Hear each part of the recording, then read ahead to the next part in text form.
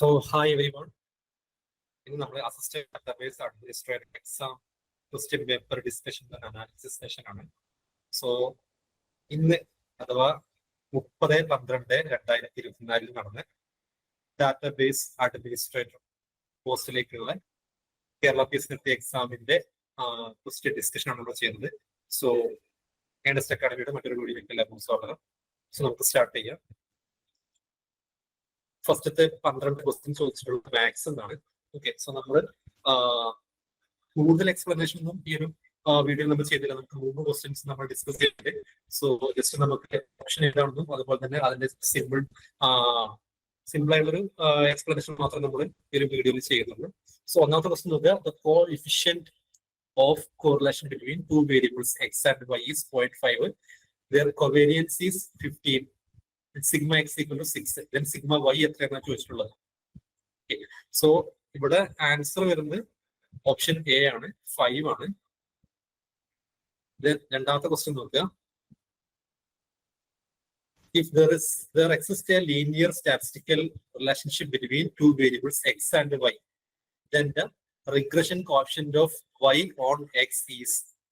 നമുക്ക് കോവേരിയൻസ് കാണാനും അതുപോലെ തന്നെ ഇതിന്റെ റിലേഷൻഷിപ്പ് അഥവാ ലീനിയർ സ്റ്റാറ്റിസ്റ്റിക്കൽ റിലേഷൻഷിപ്പ് ഉണ്ട്, അത് കാണാനുള്ള ഇക്വേഷൻസ് ഉണ്ട്. നമ്മൾ റിഗ്രഷൻ കോഎഫിഷ്യന്റ് പഠിക്കുന്നതാണ്. സോ ഇവിടെ നമുക്ക് y ഓൺ എക്സിലുള്ളതാണ് ചോദിച്ചിട്ടുള്ളത്. എക്സ് ഓൺ വൈ ഉണ്ട്, അതുപോലെ തന്നെ y ഓൺ എക്സിൽ നമുക്ക് കാണാനുണ്ട്. സോ ഇവിടെ y ഓൺ എക്സിലുള്ള ഇതിന്റെ ഡെഫിനിഷൻ വരുന്നത് covariance of x y by sigma of x square. Okay, അഥവാ ഓപ്ഷൻ ബി ആണ് ആൻസർ വരുന്നത്. മൂന്നാമത്തെ ക്വസ്റ്റ്യൻ നോക്കുക, for all natural numbers n, the expression 4n plus 15n minus 1 is. നമുക്കിവിടെ 2 സബ് ഓപ്ഷൻ ആയിട്ട് അഥവാ സ്റ്റേറ്റ്മെന്റ് കൊടുത്തിട്ടുണ്ട്. ഒന്നാമത്തെ സ്റ്റേറ്റ്മെന്റ് ഡിവിസിബിൾ ബൈ 3 ആണ്, രണ്ടാമത്തെ സ്റ്റേറ്റ്മെന്റ് ഡിവിസിബിൾ ബൈ 9 3 ആണ് നമ്മൾ പറഞ്ഞിട്ടുള്ളത് ഇവിടെ. പക്ഷെ നമ്മൾ ഈ ഒരു expression 4n plus 15n minus 1 നമ്മൾ സിംപ്ലിഫൈ ചെയ്ത് കഴിഞ്ഞാൽ നമുക്ക് മനസ്സിലാവും ഇത് ഡിവിസിബിൾ ബൈ 3 ആണ്, ഡിവിസിബിൾ ബൈ 9 ആണ്. സോ നമുക്ക് ഇവിടുത്തെ ക്വസ്റ്റ്യന്റെ ഓപ്ഷൻ പ്രകാരം നമുക്ക് വരുന്ന ആൻസർ ബോത്ത് 1 and 2 ആണ്, അഥവാ സി ആണ്. നാലാമത്തെ ക്വസ്റ്റ്യൻ നോക്കുക, A random variable X has the following distributions. നമുക്കിവിടെ എക്സിന്റെ വാല്യൂ തന്നിട്ടുണ്ട്, പി ഓഫ് എക്സിന്റെ വാല്യൂ തന്നിട്ടുണ്ട്. എക്സിന്റെ വാല്യൂ 1 2 3 4 ആകുന്ന സമയത്ത് പി ഓഫ് എക്സിന്റെ value k 2k 3k 4k എന്ന് പറഞ്ഞാണ് തന്നിട്ടുള്ളത്. അങ്ങനെയാണെങ്കിൽ നമ്മൾ കാണാൻ പറഞ്ഞിട്ടുള്ളത് P of X less than 3 distribution ആണ് കാണാനുള്ളത്. സോ നമുക്കിവിടെ ആൻസർ വരുന്നത് ഓപ്ഷൻ സി 1/10 ആണ്. സോൾവ് ചെയ്ത് നമുക്ക് ആൻസർ കിട്ടുക ഓപ്ഷൻ സി ആണ് ആൻസർ. അഞ്ചാമത് നോക്കുക, A box contain 8 ticket bearing the numbers 1 to 10 ആണ്. 1 ticket is drawn at random and is kept aside, and then the second is drawn. Find the probability that both shown even numbers. So ഇവിടെ even number കാണാനുള്ള show ചെയ്യുന്ന probability ആണ് കാണാൻ പറഞ്ഞിട്ടുള്ളത്. ഇവിടെ probability എന്ന് ചോദിച്ചിട്ടുള്ള ക്വസ്റ്റ്യൻ ആണ്. സോ ഇതിന്റെ ആൻസർ വരുന്നത് എ ആണ്, അഥവാ 5/14 ഓപ്ഷൻ എ. ആറാമത്തെ ക്വസ്റ്റ്യൻ നോക്കുക, a bag contain 4 red and 3 black balls. Normally ചോദിക്കാറുള്ള ക്വസ്റ്റ്യൻ ആണ്. ഈ ടൈപ്പ് ക്വസ്റ്റ്യൻ ഒരുപാട് തവണ റിപ്പീറ്റ് ചെയ്തിട്ടുണ്ട്. A second bag contain 2 red and 4 black balls. ഇവിടെ നമുക്ക് ഒരു ബാഗിൽ 4 റെഡും 3 ബ്ലാക്കും, അതേപോലെ മറ്റൊരു ബാഗിൽ 2 റെഡും 4 ബ്ലാക്കും ബോർഡുകളുണ്ട്. 1 bag is selected at random. നമ്മൾ റാൻഡം ആയിട്ട് അതിലൊരു ബാഗ് സെലക്ട് ചെയ്യണം. From the selected bag 1 ball is red. Okay, നമ്മൾ 1 ball is drawn. The probability that ball drawn to be red, അഥവാ നമ്മൾ അതിനൊരു ബാഗ് എടുത്തു കഴിഞ്ഞാൽ ആ ഒരു ബാഗിൽ റെഡ് ബോൾ വരാനുള്ള പ്രോബിലിറ്റി ആണ് ചോദിച്ചിട്ടുള്ളത്. സോ ഇവിടെ ആൻസർ വരുന്നത് ഓപ്ഷൻ ഡി 19/42 ആണ്. ഓക്കെ, ഓപ്ഷൻ ഡി ആണ്. 7 നോക്കുക, if P Q R subset of a set A, then R into P complement U Q complement whole complement equal to എന്താണെന്ന് ചോദിച്ചിട്ടുള്ളത്. ഇവിടെ സിംപ്ലിഫൈ ചെയ്ത് കഴിഞ്ഞാൽ നമുക്ക് എയുടെ ആൻസർ എ ആണ് വരുന്നത്. R cross P intersection R cross Q, option A ആണ്. ക്വസ്റ്റ്യൻ 8 നോക്കുക, if A B and C are non empty sets, then A minus B union B minus A equal to.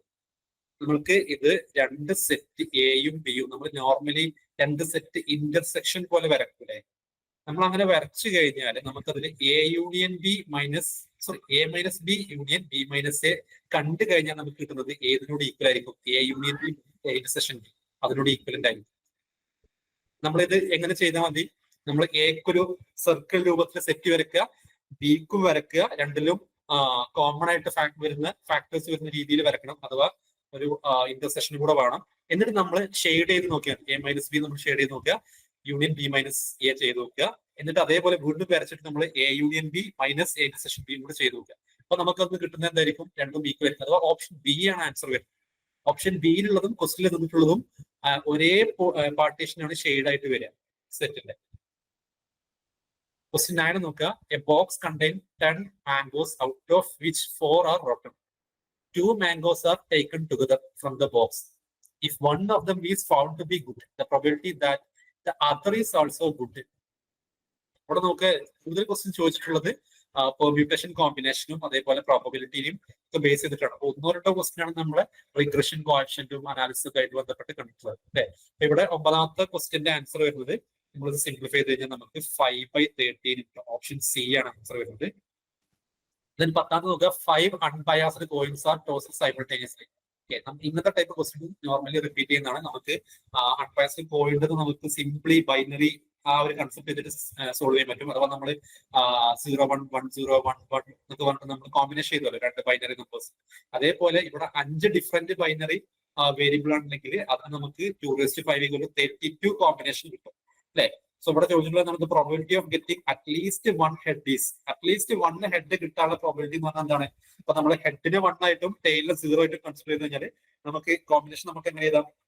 ആദ്യം എല്ലാം 0 അല്ലെ, 5 0, then 4 0 1 അല്ലെ, നമ്മൾ 1 10 11 100 101 എന്ന് പറഞ്ഞിട്ട് നമുക്ക് അങ്ങനെ കോമ്പിനേഷൻ ചെയ്യുന്നതായിട്ട് നമ്മൾ അങ്ങനെ എഴുതുമ്പോൾ നമുക്ക് കാണാൻ പറ്റും എല്ലാം 0 ഉള്ളത് ഒരു ഒറ്റ കോമ്പിനേഷൻ ഉണ്ടാവുക, അതേപോലെ എല്ലാം 1 ഉള്ളതും ഒറ്റ കോമ്പിനേഷൻ ഉണ്ടാവുക. അപ്പൊ നമ്മളോട് ഇവിടെ പറഞ്ഞുള്ളതാണ് അറ്റ്ലീസ്റ്റ് 1 ഹെഡ് എങ്കിലും കിട്ടുന്ന പറഞ്ഞാല് ഒറ്റ ഹെഡ് പോലും ഇല്ലാത്ത ഒരു കോമ്പിനേഷൻ ഉണ്ടാവും, അഥവാ എല്ലാം 0 ആയിട്ട് നമ്മൾ എഴുതുന്ന ആ ഒരു കോമ്പിനേഷൻ അല്ലെ. അപ്പൊ 31 എണ്ണം അഥവാ 32 കോമ്പിനേഷനിൽ 31 എണ്ണത്തിലും എന്തുണ്ടാവും? അറ്റ്ലീസ്റ്റ് ഒരു ഹെഡ് എങ്കിലും ഉണ്ടാവും. സോ അവിടെ ആൻസർ വരുന്നത് ബി ആണ്. 11ാമത്തെ ക്വസ്റ്റ്യൻ നോക്കുക. Let R be the relation on the set R of all real numbers defined by a relation b if and only if. ഇവിടെ നോക്കുക. Mod a minus b less than or equal to 1 എന്ന് തന്നിട്ടുണ്ട് അല്ലെ. ഇത് ഒരു default ആയിട്ടുള്ള real നമ്പേഴ്സുമായിട്ട് ബന്ധപ്പെട്ട് റിലേഷനിൽ വരുന്നൊരു ഇക്വേഷൻ ആണ്. ഇതിൽ മോഡ് എ മൈനസ് ബി ആണ്, അത് less than or equal to 1 ആണ് എന്നുണ്ടെങ്കിൽ അത് റിഫ്ലെക്സീവും ആയിരിക്കും സിമെട്രിക്കും ആയിരിക്കും. അഥവാ ഇവിടുത്തെ ഓപ്ഷനിൽ നമുക്ക് എന്ത് വരും? ആൻസർ സി വരും. ബോത്ത് 1 and 2 ആർ ട്രൂ എന്നാണ് ആ ഒരു കേസിൽ. 12ാമത്തെ ക്വസ്റ്റ്യൻ നോക്കുക. Let n denote the set of natural numbers and r be the relation on n cross n defined by AB relation CD. If AD of B plus C equal to BC of A plus D, then R is. ഇതും മുമ്പ് ചോദിച്ചിട്ടുള്ള ഒരു question ആണ്. നമ്മൾ solve ചെയ്ത് കഴിഞ്ഞാൽ നമുക്ക് മനസ്സിലാവും ഇത് റിഫ്ലെക്സീവും ആണ്, സിമെട്രിക്കും ആണ്, ട്രാൻസിറ്റീവും ആണ്. സോ ആ 3 കോമ്പിനേഷനും കൂടെ വരുന്നത് നമുക്ക് അതിൽ പറയുന്ന പേരാണ് എന്തെന്ന് പറഞ്ഞാൽ ഈക്വലൻസ് റിലേഷൻ അല്ലെ. സോ അത് പ്രകാരം ഇതിന്റെ ആൻസർ വരുന്നത് ഓപ്ഷൻ ഡി ഈക്വലൻസ് റിലേഷൻ ആണ്. ദെൻ 13ാമത്തെ ക്വസ്റ്റ്യൻ നോക്കുക. അപ്പൊ 12 ക്വസ്റ്റ്യൻ നമ്മൾ പറഞ്ഞതെല്ലാം മാത്സുമായിട്ട് ബന്ധപ്പെട്ടാണ്. ഇനി അങ്ങോട്ടുള്ളതെല്ലാം കമ്പ്യൂട്ടർ സയൻസിന്റെ പ്യൂർ കമ്പ്യൂട്ടർ സയൻസിലെ ഓരോ OS എന്നും അതുപോലെ CO എന്നും ഇങ്ങനെ തുടങ്ങി മറ്റ് DS, SC ഇങ്ങനെയുള്ള സബ്ജക്റ്റുകൾ തന്നെ ചോദിച്ചിട്ടുള്ള ക്വസ്റ്റ്യൻസ് ആണ്. സോ നോക്കാം. 13ാമത്തെ question. The address bus of a processor is 32 bit wide. The maximum size of the main memory supported by this processor is. അപ്പോൾ നമുക്കിവിടെ ഒരു 32 bit ആണ് നമ്മുടെ പ്രൊസസറിന്റെ അഡ്രസ് ബസ് എന്ന് പറഞ്ഞിട്ടുണ്ട്. അഡ്രസ് ബസ് 32 bit എന്ന് പറഞ്ഞാൽ നമുക്ക് എത്ര ഡിഫറെന്റ് അഡ്രസ് ഉണ്ടാവും? 2�32 ഉണ്ടാവും അല്ലെ. അഥവാ അതിന്റെ അഡ്രസ് സ്പേസ് ആണ് അത് എന്തെന്ന് പറഞ്ഞാൽ നമ്മുടെ മെയിൻ മെമ്മറിന്റെ സൈസ്. നമുക്ക് എങ്ങനെ കാണാൻ പറ്റും? സിംപിളി 2�32 എന്ന് നമ്മൾ സോൾവ് ചെയ്ത് കഴിഞ്ഞാൽ നമുക്ക് കിട്ടും. അഥവാ 32 ബിറ്റ് ആണെന്ന് പറഞ്ഞാൽ 2�32 ആയിരിക്കും മെയിൻ മെമ്മറിന്റെ സൈസ്. നമ്മൾ ഓൾറെഡി OSലൊക്കെ കണ്ടതാണത് അല്ലെ. അപ്പോൾ ഇവിടെ 2�32 സോൾവ് ചെയ്ത് കഴിഞ്ഞാൽ നമുക്ക് എങ്ങനെ ചെയ്യാൻ പറ്റും? 2�30 into 2⁻² ആണ് 2�32. സോ 2⁻² എന്ന് പറഞ്ഞാൽ 4 ആണ്, 2⁻30 എന്ന് പറഞ്ഞാൽ 1 GB ആണ്. സോ 4 GB എന്ന് കിട്ടും. അഥവാ ഓപ്ഷൻ ഡി ആണ് ഇവിടെ വരുന്നത്. ഓക്കെ. 2⁻32 നിങ്ങൾ സോൾവ് ചെയ്താൽ 2⁻² into 2⁻30, 2⁻² 4 ആവും, 2⁻30 G ആവും. പിന്നെ ഓരോ ബ്ലോക്ക് എന്താണ് 1/2 ആണ്. സോ 4 GB വരും. 14ാമത്തെ ക്വസ്റ്റ്യൻ നോക്കുക. Which among the following is not a feature of real time scheduler? നോക്കുക, ഇവിടെ ശ്രദ്ധിക്കുക. റിയൽ ടൈം ഷെഡ്യൂളർ എന്ന് പറഞ്ഞു കഴിഞ്ഞാൽ പ്രിഎംപ്റ്റീവ് ഷെഡ്യൂളേഴ്സ് ആയിരിക്കും ആ റിയൽ ടൈം ഷെഡ്യൂളേഴ്സ് എല്ലാം. അഥവാ റിയൽ ടൈമിൽ ഷെഡ്യൂൾ ചെയ്യുന്ന CPU ഷെഡ്യൂളേഴ്സ് ആണ് റിയൽ ടൈം ഷെഡ്യൂളേഴ്സ്. അതിന്റെ പ്രത്യേകത എന്താണ്? അത് പ്രിഎംപ്റ്റീവ് ആണ്. അതിന് പ്രിഎംപ്റ്റീവ് പറയാൻ കാരണം പ്രയോറിറ്റി ബേസ് ചെയ്തിട്ടാണ് അത് എന്ത് ചെയ്യുക, എക്സിക്യൂട്ട് ചെയ്യുക. അപ്പൊ അവിടെ നമുക്ക് 2 പോയിന്റ്സ് ഇവിടെ തന്നെ നമുക്ക് മാപ്പ് ചെയ്യാൻ പറ്റും. ഒന്ന് പ്രിഎംപ്റ്റീവ് എന്നുള്ളതും മറ്റൊരു പ്രയോറിറ്റി ബേസ്ഡ് എക്സിക്യൂഷൻ ആണെന്നും. ഇനി പ്രയോറിറ്റി ബേസ്ഡ് ആകുമ്പോൾ മീറ്റിംഗ് ഡെഡ് ലൈൻ ഉണ്ടാവും അല്ലെ. അഥവാ പ്രയോറിറ്റി എന്താണ്? ഹൈ പ്രയോറിറ്റി എന്ന് പറഞ്ഞാൽ പെട്ടെന്ന് പ്രോസസ് ചെയ്യേണ്ടതാണ്. അതിന് സമയം കൂടുതലായിട്ട് കളയാൻ പറ്റില്ല. അപ്പൊ അവിടെ ഡെഡ് ലൈൻ ഉണ്ട്. അപ്പൊ ആ 3 മാച്ച് ചെയ്യുന്നുണ്ട് ഇവിടെ എന്നോട് റിയൽ ടൈം ഷെഡ്യൂളേഴ്സിനോട്. സോ ആൻസർ വരുന്നത് നോട്ട് എ ഫീച്ചർ ആണ്, നോൺ പ്രിഎംപ്റ്റീവ് എക്സിക്യൂഷൻ ആണ്. ഓക്കെ, സോ ശ്രദ്ധിച്ചു വെക്കുക. റിയൽ ടൈമിന്റെ പ്രത്യേകതയാണ് പ്രിഎംപ്റ്റീവ് ആണ്, പ്രയോറിറ്റി ബേസ്ഡ് ആണ്, മീറ്റിംഗ് ഡെഡ് ലൈൻസും ഉണ്ട്. ഓക്കെ, നോൺ പ്രിഎംപ്റ്റീവ് എന്ന് പറഞ്ഞു കഴിഞ്ഞാൽ അതൊരിക്കലും റിയൽ ടൈം ഷെഡ്യൂളർ ആണ്. അവിടെ നമുക്ക് പ്രയോറിറ്റി ആണ് ഇമ്പോർട്ടന്റ്. പ്രയോറിറ്റി നമ്മൾ പ്രയോറിറ്റിക്ക് ഇമ്പോർട്ടൻസ് കൊടുക്കണമെങ്കിൽ നമുക്കത് പ്രിഎംപ്റ്റീവ് ആയിരിക്കണം scheduling. Size of address bus and data bus of the 8086 micro processors are. അപ്പം 8086 മൈക്രോ പ്രോസസ്സറിന്റെ അഡ്രസ് ബസും ഡാറ്റ ബസും ആണ് ചോദിച്ചിട്ടുള്ളത്. നമുക്കറിയാം 8085 നമ്മൾ മൈക്രോ പ്രോസസ്സറിന്റെ 86 ഉണ്ട്. 86-ലാകുമ്പോൾ 20 ബിറ്റ് അഡ്രസ്സും 16 ബിറ്റ് ഡാറ്റയും ആണ് അല്ലെ. അതൊക്കെ നമ്മൾ അതിന്റെ പ്രോപ്പർട്ടി എന്ന് പറയുന്നത്. 8086-നെ കുറിച്ച് നമ്മൾ പറയുന്ന ഏറ്റവും ബേസിക് ആയിട്ട് ഒരു 10 പോയിന്റ് എടുത്തു കഴിഞ്ഞാൽ അതിൽ 2 പോയിന്റ് ഇത് 2 വരും. അതിന് 20 ബിറ്റ് ആണ് അഡ്രസ് ബസ്, അതേപോലെ 16 ബിറ്റ് ആണ് ഡാറ്റ ബസ് എന്നുള്ളത്. 2⁻20 = 1 M ആണ് അതിന്റെ അഡ്രസ് സ്പേസ് എന്നൊക്കെ നമ്മൾ പഠിക്കുന്നുണ്ട്. ഓക്കെ, സോ അത് പ്രകാരം ഓപ്ഷൻ ബി ആണ് ആൻസർ വരുന്നത്. 16ാമത്തെ ക്വസ്റ്റ്യൻ നോക്കുക. Identify the correct statement. A micro operation consist of 1 or more instruction cycle.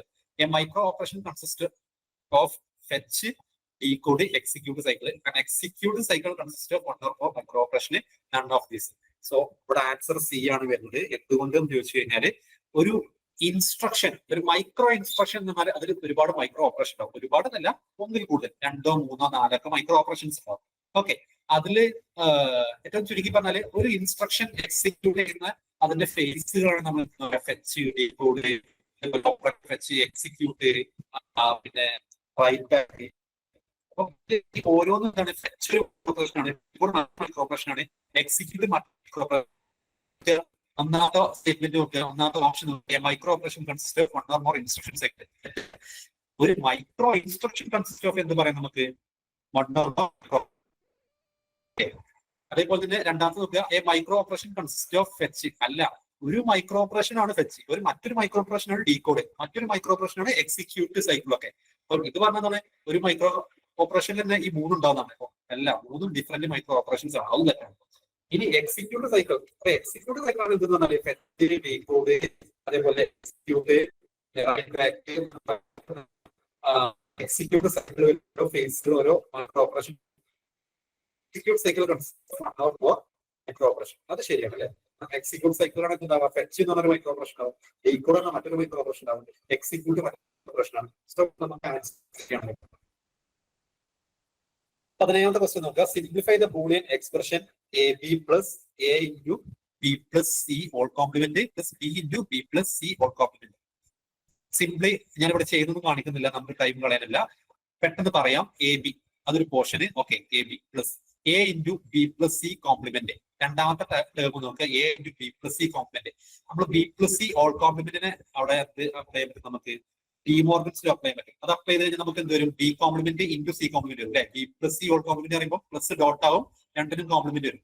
Okay, അപ്പൊ നമുക്കത് ആ മൊത്തം ടേം എന്തായാലും A × B complement × C complement. അതിന്റെ ഒറ്റ ടേമോ A B complement C complement ആണ് ഒറ്റ ടേമോ. ഇനി അതേപോലെ അടുത്ത നോക്കുക. മൂന്നാമത്തെ ടേമിൽ B + C ഹോൾ കോംപ്ലിമെന്റ് എന്ന് പറഞ്ഞാല് അവിടെയും ഡിമോർഗൻസിൽ അപ്ലൈ ചെയ്യാൻ പറ്റും. അപ്ലൈ ചെയ്ത് കഴിഞ്ഞാൽ നമുക്ക് എന്ത് കിട്ടും? B + C whole complement = B complement dot C complement വരും അല്ലെ. അപ്പം B complement dot C complement എഴുതി കഴിഞ്ഞാല് നമുക്ക് ആ ഒരു ടേം കംപ്ലീറ്റ് ആയിട്ട് നമുക്ക് എങ്ങനെ പറയുന്നത്? B × B complement × C complement. അപ്പൊ നോക്കുക, B × B കോംപ്ലിമെന്റ് എന്ന് പറഞ്ഞാൽ X × X കോംപ്ലിമെന്റ് ഈക്വൽ ആണ്. അത് ആക്ച്വലി എന്താണ്? കോംപ്ലിമെന്റ് ലോ പ്രകാരം 0, അഥവാ മൂന്നാമത്തെ ടേം കംപ്ലീറ്റ്ലി 0 ആയിട്ട് പോകും. ഓക്കെ, അപ്പൊ പിന്നെ നമുക്കുള്ളതാണ് AB + ഒന്നാമത്തെ ടേം AB, രണ്ടാമത്തെ ടേം ഈ അപ്ലൈ ചെയ്തതിനു ശേഷം നമുക്ക് A B complement C complement. ഇതിനെ നമ്മൾ എങ്ങനെ സോൾവ് ചെയ്യാം? ഒരു മാപ്പ് വെച്ചിട്ട് നമ്മൾ സോൾവ് ചെയ്യാം അല്ലെ. AB എന്ന് പറയുന്നത് സോ എ ബി സി നമ്മൾ മാർക്ക് ചെയ്യും, എ മാർക്ക് ചെയ്യും, പിന്നെ A B complement C complement നമ്മൾ ആ ഒരു സെറ്റ് 1 മാർക്ക് ചെയ്യും. 1 മാർക്ക് ചെയ്തിട്ട് നമ്മൾ അങ്ങനെ 2 കൊണ്ടിട്ട് കഴിഞ്ഞാൽ നമുക്ക് കിട്ടുന്ന അതിന്റെ സിംഗിൾ ഫോം എന്തായിരിക്കും, A B plus A C complement ആണ്. അതല്ലെങ്കിൽ A B plus C complement നേരിടും. ഇവിടെ ഒരു ഓപ്ഷൻ ക്യാൻസൽ ആവാൻ സാധ്യത ഒരു പക്ഷേ ഏതെങ്കിലും ഒരു ഇതിൽ തരാം, പക്ഷേ ഇത് ക്വസ്റ്റ്യൻ തെറ്റാണ്, ക്യാൻസൽ ആവും. ഓക്കെ, ചലഞ്ച് ചെയ്തോളെ. 18ാമത്തെ ക്വസ്റ്റ്യൻ നോക്കുക. S P expression function is given by. നമുക്ക് ഇതും കെ മാപ്പ് വെച്ചിട്ട് സിംപ്ലി സോൾവ് ചെയ്യാൻ പറ്റുന്ന ക്വസ്റ്റ്യൻ അല്ലേ. നമുക്ക് എങ്ങനെ സോൾവ് ചെയ്യാൻ പറ്റും? സിഗ്മ 0, 1, 2, 3, 4, 5, 6 അല്ലേ. നമ്മൾ 3 വേരിയബിളിന്റെ കെ മാപ്പ് വരട്ടെ. എന്തുകൊണ്ടാ 3 വേരിയബിൾ പറയാൻ കാരണം നമ്മൾ ഓപ്ഷൻ നോക്കിയാൽ മതി. എന്റെ പിന്റെയും സിന്റെയും ടേമിൽ മാത്രമേ നമുക്ക് ഇവിടെ ഉള്ളൂ. അതേപോലെ തന്നെ 0 മുതൽ 6 വരെയാണ്, അഥവാ 7ന്റെ മുകളിലേക്ക് ഒരു നമ്പർ പോലും ഉണ്ട്. അപ്പൊ നമുക്കറിയാം 3 വേരിയബിൾ. സോ നമ്മൾ 3 വേരിയബിൾ 0, 3, 4, 5, 6 ആ കോളത്തിലേക്ക്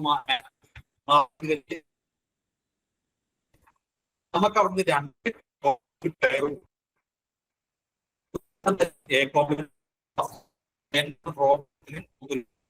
പിന്നെ ബി കോംപ്ലിമെന്റ് കോഡ് കിട്ടും, പിന്നെ ഒരു പെയർ ഉണ്ട്. അപ്പൊ നമുക്ക് രീതിയിൽ പെയർ ചെയ്യാൻ പറ്റും. അതൊന്നെങ്കിൽ നമുക്ക് എ കോംപ്ലിമെന്റ് ആയിട്ട് പെയർ ചെയ്യാൻ പറ്റും, അല്ലെങ്കിൽ എ പെയർ ചെയ്യാൻ പറ്റും, അല്ലെങ്കിൽ ബി കോംപ്ലിമെന്റ് ആയിട്ട് പെയർ ചെയ്യാൻ പറ്റും. ചുരുക്കി പറഞ്ഞാല് ഇതിന്റെ ആൻസർ വരുന്നത് സിംപ്ലിഫൈ ചെയ്ത് കഴിഞ്ഞാൽ A complement plus B complement plus B C complement എന്ന് പറഞ്ഞു വരാം. അതല്ലെങ്കിൽ ആ ബി സി കോംപ്ലിമെന്റിന് പകരം എ സി കോംപ്ലിമെന്റ് വരാം. അഥവാ എ കോംപ്ലിമെന്റ് വരും ഒരു ടേം, ബി കോംപ്ലിമെന്റ് രണ്ടാമത്തെ ടേം വരും, മൂന്നാമത്തെ ടേം നമുക്ക് 2 രീതിയിൽ പെയർ ചെയ്യാൻ പറ്റുന്നതുകൊണ്ട് ആ 2 രീതി നമ്മൾ കൺസിഡർ ചെയ്യും. സോ 2 രീതിയിൽ മൂന്നാമത്തെ ടേം വരാം. അപ്പൊ അതിൽ ഏതെങ്കിലും ഒന്ന് നമുക്കിവിടെ തന്നിട്ടുണ്ടായിരുന്നെങ്കിൽ നമുക്ക് അത് ഓപ്ഷൻ ആയിട്ട് ചെയ്താൽ ആൻസർ ആയിട്ട് ചെയ്യാമായിരുന്നു. എ കോംപ്ലിമെന്റും ബി കോംപ്ലിമെന്റും വരുന്ന അതിന്റെ മൂന്നാമത്തെ സി ടേം വരുന്ന സി കോംപ്ലിമെന്റ് മാത്രമാണ്. സി കോംപ്ലിമെന്റ് അല്ല, സി കോംപ്ലിമെന്റ്. അങ്ങനെ ഒരു ഓപ്ഷൻ വരില്ല. A complement plus B complement അല്ലെങ്കിൽ ബി സി കോംപ്ലിമെന്റ്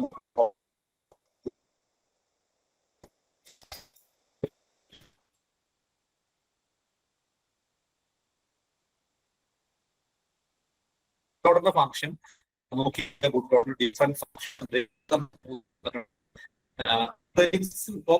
ലോഡ് ചെയ്ത് നമുക്കറിയാം ബൂട്ട് ലോഡറിന്റെ ഫംഗ്ഷൻ. കാരണം ബൂട്ടിങ് പ്രോസസ് തന്നെ ചെയ്യുന്ന ആരാണ്? ബൂട്ട് ലോഡർ ആണ് അല്ലെ.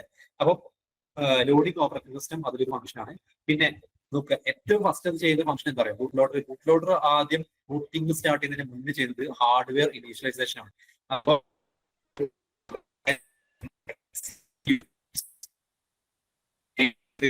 ഹാർഡ് ഡിസ്ക് കണക്റ്റഡ് അല്ലേ എന്ന് ചെക്ക് ചെയ്യും. ഹാർഡ്വെയർ ഇനീഷ്യലൈസേഷൻ ഒക്കെ ചെയ്യുന്നുണ്ട്.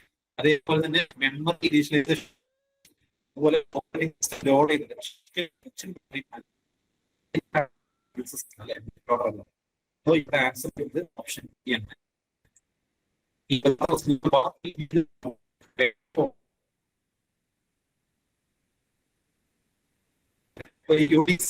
പ്രോഗ്രാമിംഗിന്റെ കോഡാണ്. ഓക്കെ, അതിൽ നോക്കുക ഡോട്ട് സ്ലാഷ് ടെക്സ്റ്റ് 25, 26, 27 കൊടുത്തിട്ടുണ്ട് അല്ലെ. അപ്പൊ അതിൽ ഡോട്ട് സ്ലാഷ് ഡയറക്ടറിയാണ് നമ്മൾ ഇൻഡിക്കേറ്റ് ചെയ്തത്. അതേപോലെ തന്നെ 26, 27 എന്ന് പറഞ്ഞു കഴിഞ്ഞാല്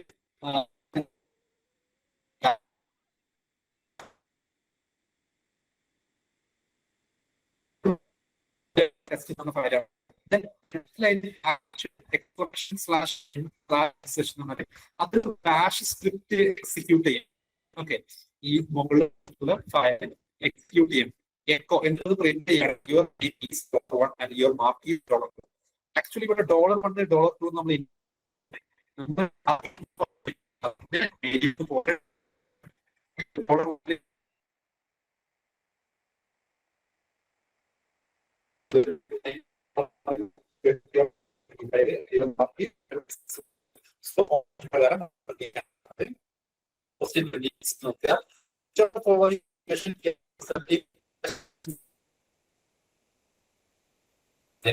ക്യാഷ് ബോക്സ് എന്താണ് ക്യാഷ് ബോക്സ്? അറ്റേ ടൈമില് നമ്മൾ ഒരു ക്യാഷിന്റെ സപ്പോസ് നമ്മൾ എന്ത് ചെയ്യുന്നുണ്ട്, അപ്പം ഇവിടെ ക്യാഷ് കോഹറൻസ് പ്രോബ്ലം എവിടെയാണ് വരുന്നതെന്ന് ചോദിച്ചിട്ടുള്ളത്. നമുക്ക് single processor with a single cash, അവിടെ ഒരിക്കലും എന്ത് വരില്ല, ക്യാഷ് കോഹറൻസ് വരില്ല. കാരണം ഒരു പ്രൊസസറേ ഉള്ളൂ, ഒരു ക്യാഷേ ഉള്ളൂ. അപ്പൊ ഓൾവേസ് അപ്ഡേറ്റ് ചെയ്യുന്നത് ആ ക്യാഷിൽ അപ്ഡേറ്റ് ആവും അല്ലെ. Multiple processor sharing the same cash, അപ്പോഴും നമുക്ക് രണ്ടാമതിൽ മൾട്ടിപ്പിൾ പ്രൊസസർ ഉണ്ട്, പക്ഷെ ഒറ്റ ക്യാഷ് ആണ് ഷെയർ ചെയ്യുന്നത്. അപ്പോഴും അവിടെ ഒന്നേ ക്യാഷ് ഉള്ളൂ, കോമൺ ക്യാഷ് ആണ്. അതുകൊണ്ട് തന്നെ എന്ത് ചെയ്യില്ല, അവിടെയും നമുക്ക് ക്യാഷ് കോഹറൻസ് ഇഷ്യൂ ഇല്ല. ക്യാഷ് കോഹറൻസി ഇഷ്യൂ ഇല്ല, അത് മൾട്ടിപ്പിൾ ക്യാഷ് ഉണ്ടാകുന്ന സമയത്താണ്. അത് മൾട്ടിപ്പിൾ പ്രൊസസറുള്ള സിസ്റ്റം ആവും. അപ്പം അതിന് എക്സാമ്പിൾ ആണ് ആക്ച്വലി, അല്ലെങ്കിൽ ആ ഒരു കൺസെപ്റ്റ് ആണ് സീല് പറഞ്ഞത്. മൾട്ടിപ്പിൾ പ്രൊസസർ വിത്ത് പ്രൈവറ്റ് ക്യാഷ്, ഓരോ പ്രൊസസറിനും അതിൻ്റെതായുള്ള ക്യാഷ് ഉണ്ടാവും. ഒരു കോമൺ വേരിയബിൾ ഒരു ക്യാഷിൽ അപ്ഡേറ്റ് ആകുമ്പോൾ ബാക്കി ക്യാഷുകളിൽ അപ്ഡേറ്റ് ആവാതിരിക്കുന്നതുകൊണ്ട് വരുന്ന പ്രശ്നമാണ്. ഓക്കെ, സോ ഇവിടെ ആൻസർ സി ആണ് വരുന്നത്. ക്യാഷ് കോഹറൻസി ഇഷ്യൂ സിയിലാണ് ഉണ്ടാവുന്നത്. ക്വസ്റ്റ്യൻ 22 നോക്കുക. അപ്പോ നോക്കുക, ഇവിടെ നമ്മൾ പറഞ്ഞിട്ടുള്ളത് എന്താണ്, ക്വസ്റ്റിൽ ചോദിച്ചിട്ടുള്ളത് when a large block of data is to be transferred between IO and main memory. IOന്റെയും മെയിൻ മെമ്മറിന്റെയും ഇടയിൽ ലാർജ് ഡാറ്റ ട്രാൻസ്ഫർ ചെയ്യുന്ന ടെക്നിക്കാണ് ആക്ച്വലി DMA. സോ ഡയറക്റ്റ് ആയിട്ട് നമുക്ക് ഇതിൽ ആൻസറിലേക്ക് എത്താൻ പറ്റും. ഓപ്ഷൻ എ ആണ് ആൻസർ. 23 നോക്കുക. Choose the correct option with respect to a full adder circuit. ഇവിടെ ഫുൾ ആഡർ സർക്യൂട്ടുമായിട്ട് ബന്ധപ്പെട്ട് കറക്റ്റ് ആയിട്ടുള്ള ഓപ്ഷൻ ആണ് ചോദിച്ചിട്ടുള്ളത്. A carry is generated when both input bits are 1. അതാണ് ആക്ച്വലി കറക്റ്റ് എന്നത്. അഥവാ രണ്ട് ഇൻപുട്ട് ബിറ്റും 1 ആവുന്ന കേസിൽ 1 + 1 10 വരും അല്ലെ. അഥവാ 10 എന്ന് പറയുമ്പോൾ 0 നമ്മുടെ സമ്മും 1 ക്യാരി ആയിട്ട് മാറും. അപ്പം ആ ഒരു കേസിൽ നമുക്ക് അറിയാം ക്യാരി ജനറേറ്റ് ചെയ്യുന്നുണ്ട്. സോ ഓപ്ഷൻ എ കറക്റ്റ് ആണ്. ഓപ്ഷൻ ബി നോക്കുക, carries propagate when either or both input bit are 1. Okay, either എന്ന് പറയുമ്പോൾ അത് ഒരിക്കലും ഇല്ല. ഏതെങ്കിലും ഒന്നാണ് 1 എങ്കിൽ 0 + 1 എപ്പോഴും 1 ആവുന്നു. അവിടെ ക്യാരി ഇല്ല. സോ അതുകൊണ്ട് ബി തെറ്റാണ്. സോ സിയും ഡിയും തെറ്റാണ് അല്ലെ. സോ ആൻസർ ഓപ്ഷൻ എ ആണ് വരുന്നത്. Then 24th question നോക്കുക. Identify the addressing mode used in the instruction. Move നമ്മൾ കൊടുത്തിട്ടുള്ള ഇവിടെ 5000 സ്ക്വയർ ബ്രാക്കറ്റിൽ കൊടുത്തിട്ടുള്ളത് CX. അപ്പൊ ഇവിടെ ശ്രദ്ധിക്കേണ്ട കാര്യം എന്താ വെച്ച് കഴിഞ്ഞാല്, ഈ നമ്മൾ സ്ക്വയർ ബ്രാക്കറ്റ് കൊടുത്തിട്ടുള്ളത്